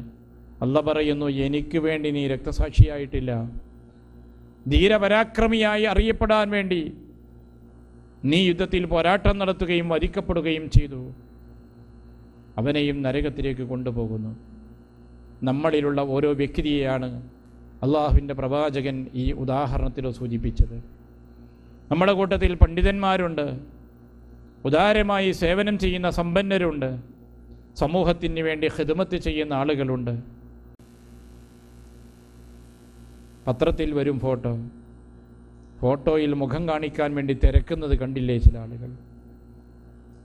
ഫോട്ടോ എടുക്കുന്നത് എന്തേ എന്നോട് പറയാതിരുന്നു എന്ന് പറഞ്ഞ് പണക്കം പറയുന്നവരില്ലേ നമ്മുടെ കൂട്ടത്തിൽ? നമ്മളെവിടെയാ നിൽക്കുന്നത്? എന്തിനാ ഈ സേവനങ്ങൾ ചെയ്യുന്നത്? ആർക്കു വേണ്ടിയാ? സമൂഹത്തിന് വേണ്ടിയും അവരുടെ പേരും പ്രശസ്തിയും അംഗീകാരവും കിട്ടാൻ വേണ്ടിയാണോ? ആ ഒരു മനോഭാവമാണ് നമ്മുടെ കർമ്മങ്ങൾക്ക് പിന്നിലുള്ളതെങ്കിൽ പരലോകത്ത് രക്ഷപ്പെടാൻ കഴിയില്ല. ആഖിറത്തിൽ രക്ഷപ്പെടാൻ അള്ളാഹു വളരെ കൃത്യമായി നമ്മളെ പഠിപ്പിച്ചത് ഖൽബുൻ സലീമുമായിട്ട് പോകാൻ കഴിയണം. മഹാനായ ഇബ്രാഹിം നബി അലൈഹി സ്വലാത്തു വസ്സലാം പടച്ചവനോട് ദുആ ചെയ്യുന്നു, വലാ തുഖ്സിനി യൗമ യുബഅസൂൻ, നാദ പുനർജീവിപ്പിക്കപ്പെടുന്ന ദിനം എന്നെ നീ അപമാനത്തിലാക്കരുതേ. യൗമ ലാ യൻഫഉ മാലും വലാ ബനൂൻ, ധനം ഉപകരിക്കാത്ത ദിനം. ദുനിയാവിൽ സമ്പത്താണ്, പക്ഷെ പരലോകത്ത് ഉപകാരമില്ല. വലാ ബനൂൻ, സന്താനങ്ങൾ കൊണ്ടും ഉപകരിക്കാൻ സാധ്യമല്ല. പിന്നെ ഉപകരിക്കുന്നത് ആർക്കാണ്? ഇല്ലാ മൻ അത്തല്ലാഹ ബിഖൽബിൻ സലീം, കുറ്റമറ്റ മനസ്സുമായി അള്ളാഹുവിൻ്റെ അടുക്കിലേക്ക് വരുന്നവർക്ക് മാത്രം. അവർക്കേ പരലോകത്ത് രക്ഷപ്പെടാൻ കഴിയുള്ളൂ. ശിർക്കില്ലാത്ത, കുഫ്റില്ലാത്ത, കാപട്യമില്ലാത്ത, പ്രകടനപരതയില്ലാത്ത, അസൂയയോ പകയോ അഹങ്കാരമോ ഇല്ലാത്ത സംശുദ്ധമായൊരു മനസ്സ്. ഇത്തരം കീടങ്ങളും എല്ലാം ക്ലീൻ ചെയ്ത് ശുദ്ധീകരിച്ച് പകരം അതിൽ നിറച്ചിട്ടുണ്ട്. അത് ഈമാനിൻ്റെ തിളക്കമുള്ള മനസ്സാണ്. തൗഹീദിൻ്റെ മനോഹാരിതയാണ് ആ മനസ്സിൽ നിറഞ്ഞു നിൽക്കുന്നത്. അതിൽ നിന്ന് മനോഹരമായ വാക്കുകളും സുന്ദരമായ വാക്കുകളും വചനങ്ങളുമാണ് പുറത്തേക്ക് വരുന്നത്. അവനോടൊപ്പം ജീവിക്കുന്നത് മധുരമായ അനുഭവമാണ്. ആ ഇസ്ലാമിൻ്റെ മാധുര്യം ആ മനുഷ്യനോടൊപ്പം ജീവിച്ചാൽ അനുഭവിക്കാൻ കഴിയും. ഇസ്ലാം അനുഭവമാകണം. വാക്കുകളിലും എഴുത്തുകളിലുമല്ല ഇസ്ലാം വേണ്ടത്, അനുഭവമാകണം ഇസ്ലാം. ഇസ്ലാമിൻ്റെ അനുഭവത്തിലൂടെയാണ് ഇസ്ലാം ലോകത്ത് പ്രചരിച്ചിട്ടുള്ളത്. ആ മധുരിക്കുന്ന അനുഭവം, ഇസ്ലാമിൻ്റെ മനോഹാരിത ആ മനുഷ്യനിൽ നിന്ന് ലഭിക്കണം. അതാണ് ഖൽബുൻ സലീമുമായൊരു മനുഷ്യൻ്റെ പ്രത്യേകത. അവൻ അഭിനയിക്കില്ല, സമൂഹത്തിന് വേണ്ടി അവൻ വേഷം കെട്ടുകയില്ല. അള്ളാഹുവിൻ്റെ തൃപ്തിയും അവൻ്റെ കോപവുമാണ് അവൻ്റെ മനസ്സിലുള്ളത്. ആളുകൾ വെറുത്താലും പടച്ചവൻ്റെ തൃപ്തി അവന് പ്രധാനമാണ്. ആളുകൾ സന്തോഷിച്ചാലും അള്ളാഹുവിൻ്റെ കോപമാണോ എങ്കിൽ അവൻ വെറുക്കുകയാണ്, അകലുകയാണ്. ഇങ്ങനെ പടച്ചവനെ മുന്നിൽ കണ്ടുകൊണ്ട് സ്നേഹിക്കുന്ന, വെറുക്കുന്ന, പ്രവർത്തിക്കുന്ന ഒരു മനുഷ്യൻ, ആ ഉന്നത വിധാനത്തിലെത്തുന്ന മനുഷ്യനാണവൻ. ആ മനുഷ്യൻ അള്ളാഹുവിൻ്റെ മുമ്പിൽ അങ്ങേയറ്റം വിനീതനായിരിക്കും. അള്ളാഹുവിൻ്റെ മുമ്പിൽ അവൻ സമർപ്പിതനാകും. അവൻ സുബ്ഹാന റബ്ബിയൽ അഅ്ല എന്ന് പറയുമ്പോൾ അവൻ്റെ മനസ്സിൽ അത്യുന്നതനായ മഹാനായ പടച്ചവനെക്കുറിച്ചുള്ള വിശ്വാസം രൂപപ്പെട്ടു വരും. സുബ്ഹാന റബ്ബിയൽ അലീം എന്ന് പറയുമ്പോൾ അള്ളാഹുവിൻ്റെ മഹത്വം, സൃഷ്ടി വൈഭവം, അവൻ്റെ സ്വഭാവ വിശേഷണ ഗുണങ്ങൾ അവൻ്റെ മനസ്സിൽ അവൻ ആലോചിച്ചുകൊണ്ട് അള്ളാഹുവേ നിൻ്റെ പരിശുദ്ധി ഞാൻ വാഴ്ത്തുന്നു എന്ന് പറയും. അള്ളാഹു അക്ബർ എന്ന് പറയുമ്പോൾ അള്ളാഹുവേ ഞാൻ നിസ്സാരനാണ്, ഞാനൊരു പക്ഷേ അധികാരമുള്ളവനാണ്, ലോകപ്രശസ്തനാണ്, എന്നാൽ ഞാൻ നിസ്സാരനാണ്, എൻ്റെ ജീവൻ നിൻ്റെ കയ്യിലാണ്, ഏത് നിമിഷവും ഈ ലോകത്തോട് ഞാൻ വിട പറയാം. മനുഷ്യൻ്റെ ജീവിതം അതാണ്. തുടങ്ങിയിട്ടുണ്ട്, ഏത് നിമിഷവും അവസാനിക്കാവുന്നൊരു ജീവിതമാണുള്ളത്. ഏത് നിമിഷവും ആരംഭിക്കാവുന്ന അവസാനമില്ലാത്തൊരു ജീവിതമാണ് വരാനിരിക്കുന്ന പരലോകം. എപ്പോഴും ഏത് സമയത്തും അത് ആരംഭിക്കാം, പക്ഷെ അവസാനമില്ല. ആ ഒരു ജീവിതത്തെക്കുറിച്ചുള്ള കാഴ്ചപ്പാട് അവനുണ്ട്. അല്ലദീ ഖലഖൽ മൗത വൽ ഹയാത ലിയബ്ലുവക്കും അയ്യുക്കും അഹ്സനു അമല. ഈ ആയത്തിൻ്റെ ആദർശമാണ് ഒരു വിശ്വാസിയുടെ ജീവിതം. ആ ജീവിതം ഉണ്ടാകുമ്പോൾ ഖൽബുൻ സലീം നമുക്കുണ്ടാകും. കുറ്റമറ്റൊരു മനസ്സുമായി ജീവിക്കാൻ നമുക്ക് കഴിയണം. അള്ളാഹുവിനോടുള്ള ബന്ധം, സൃഷ്ടികളോടുള്ള ബന്ധം, പ്രകൃതിയോടുള്ള ബന്ധം, പ്രപഞ്ചമഖിലത്തോടുമുള്ള ബന്ധം എല്ലാം ഈ ഖൽബുൻ സലീമുമായി ബന്ധപ്പെട്ട് നിൽക്കുന്നു. ആ ഒരു മനസ്സോടുകൂടെ നമുക്ക് ജീവിക്കാനും മരിക്കാനും സാധിച്ചാൽ പരലോകത്ത് നമുക്ക് രക്ഷപ്പെടാൻ കഴിയും. ദുനിയാവിൽ നമുക്ക് സമാധാനമുള്ള സന്തോഷമുള്ളൊരു ജീവിതവും ഉണ്ടാകും. അല്ലാഹു സുബ്ഹാനഹു വ തആല ഈ ഖൈറായ ഉത്തമമായ മനസ്സോടുകൂടെ, തൂവെള്ളയായ ഈമാൻ നിറഞ്ഞൊരു മനസ്സോടുകൂടെ മരിക്കാനുള്ള, ജീവിക്കാനുമുള്ള സൗഭാഗ്യം നമുക്കെല്ലാം പ്രദാനം ചെയ്യുമാറാകട്ടെ. ഈ ലോകത്തും പരലോകത്തും ഐശ്വര്യവും ധന്യതയും അള്ളാഹു നമുക്ക് പ്രദാനം ചെയ്യുമാറാകട്ടെ. നാം ചെയ്യുന്ന എല്ലാ സൽക്കർമ്മങ്ങളും മഹത്തായ ഫളലുള്ള പ്രതിഫലമർഹിക്കുന്ന അമലു സ്വാലിഹായി റബ്ബ് സ്വീകരിക്കുമാറാകട്ടെ. ചെയ്യുന്ന ചെറുതും വലുതുമായ സർവത്ര പാപങ്ങളും അള്ളാഹു നമ്മോട് പൊറുക്കുകയും മാപ്പാക്കുകയും ചെയ്യുമാറാകട്ടെ. ലാ ഇലാഹ ഇല്ലല്ലാഹ് ഉച്ചരിച്ച് മരിക്കുന്ന മുഅ്മിനുകളായി തീരാൻ അള്ളാഹു നമ്മെ അനുഗ്രഹിക്കുമാറാകട്ടെ. നമ്മിൽ നിന്ന് മരണപ്പെട്ടു പോയവരുടെയും ഖബർ ജീവിതം അള്ളാഹു അനുഗ്രഹിക്കുമാറാകട്ടെ. പരലോകത്ത് വലത് കൈയിൽ ഗ്രന്ഥം ലഭിച്ച് സ്വർഗത്തിലേക്ക് മാത്രം പോകുന്ന വിഭാഗത്തിൽ നമ്മയും നമ്മുടെ കുടുംബാദികളെയും നമ്മിൽ നിന്ന് മരണപ്പെട്ടവരെയും റബ്ബ് അനുഗ്രഹിക്കുമാറാകട്ടെ. റബ്ബനാ തഖബ്ബൽ മിന്നാ ഇന്നക അന്ത സമീഉൽ അലീം വതുബ് അലൈനാ ഇന്നക അന്ത തവ്വാബുർ റഹീം. ആമീൻ ബിറഹ്മതിക യാ അർഹമർ റഹീമീൻ. വസല്ലല്ലാഹു വസല്ലമ അലാ മുഹമ്മദ് വഅലാ ആലിഹി വസഹബിഹി അജ്മഈൻ വൽഹംദുലില്ലാഹി റബ്ബിൽ ആലമീൻ. അസ്സലാമു അലൈക്കും വറഹ്മത്തുള്ളാഹി.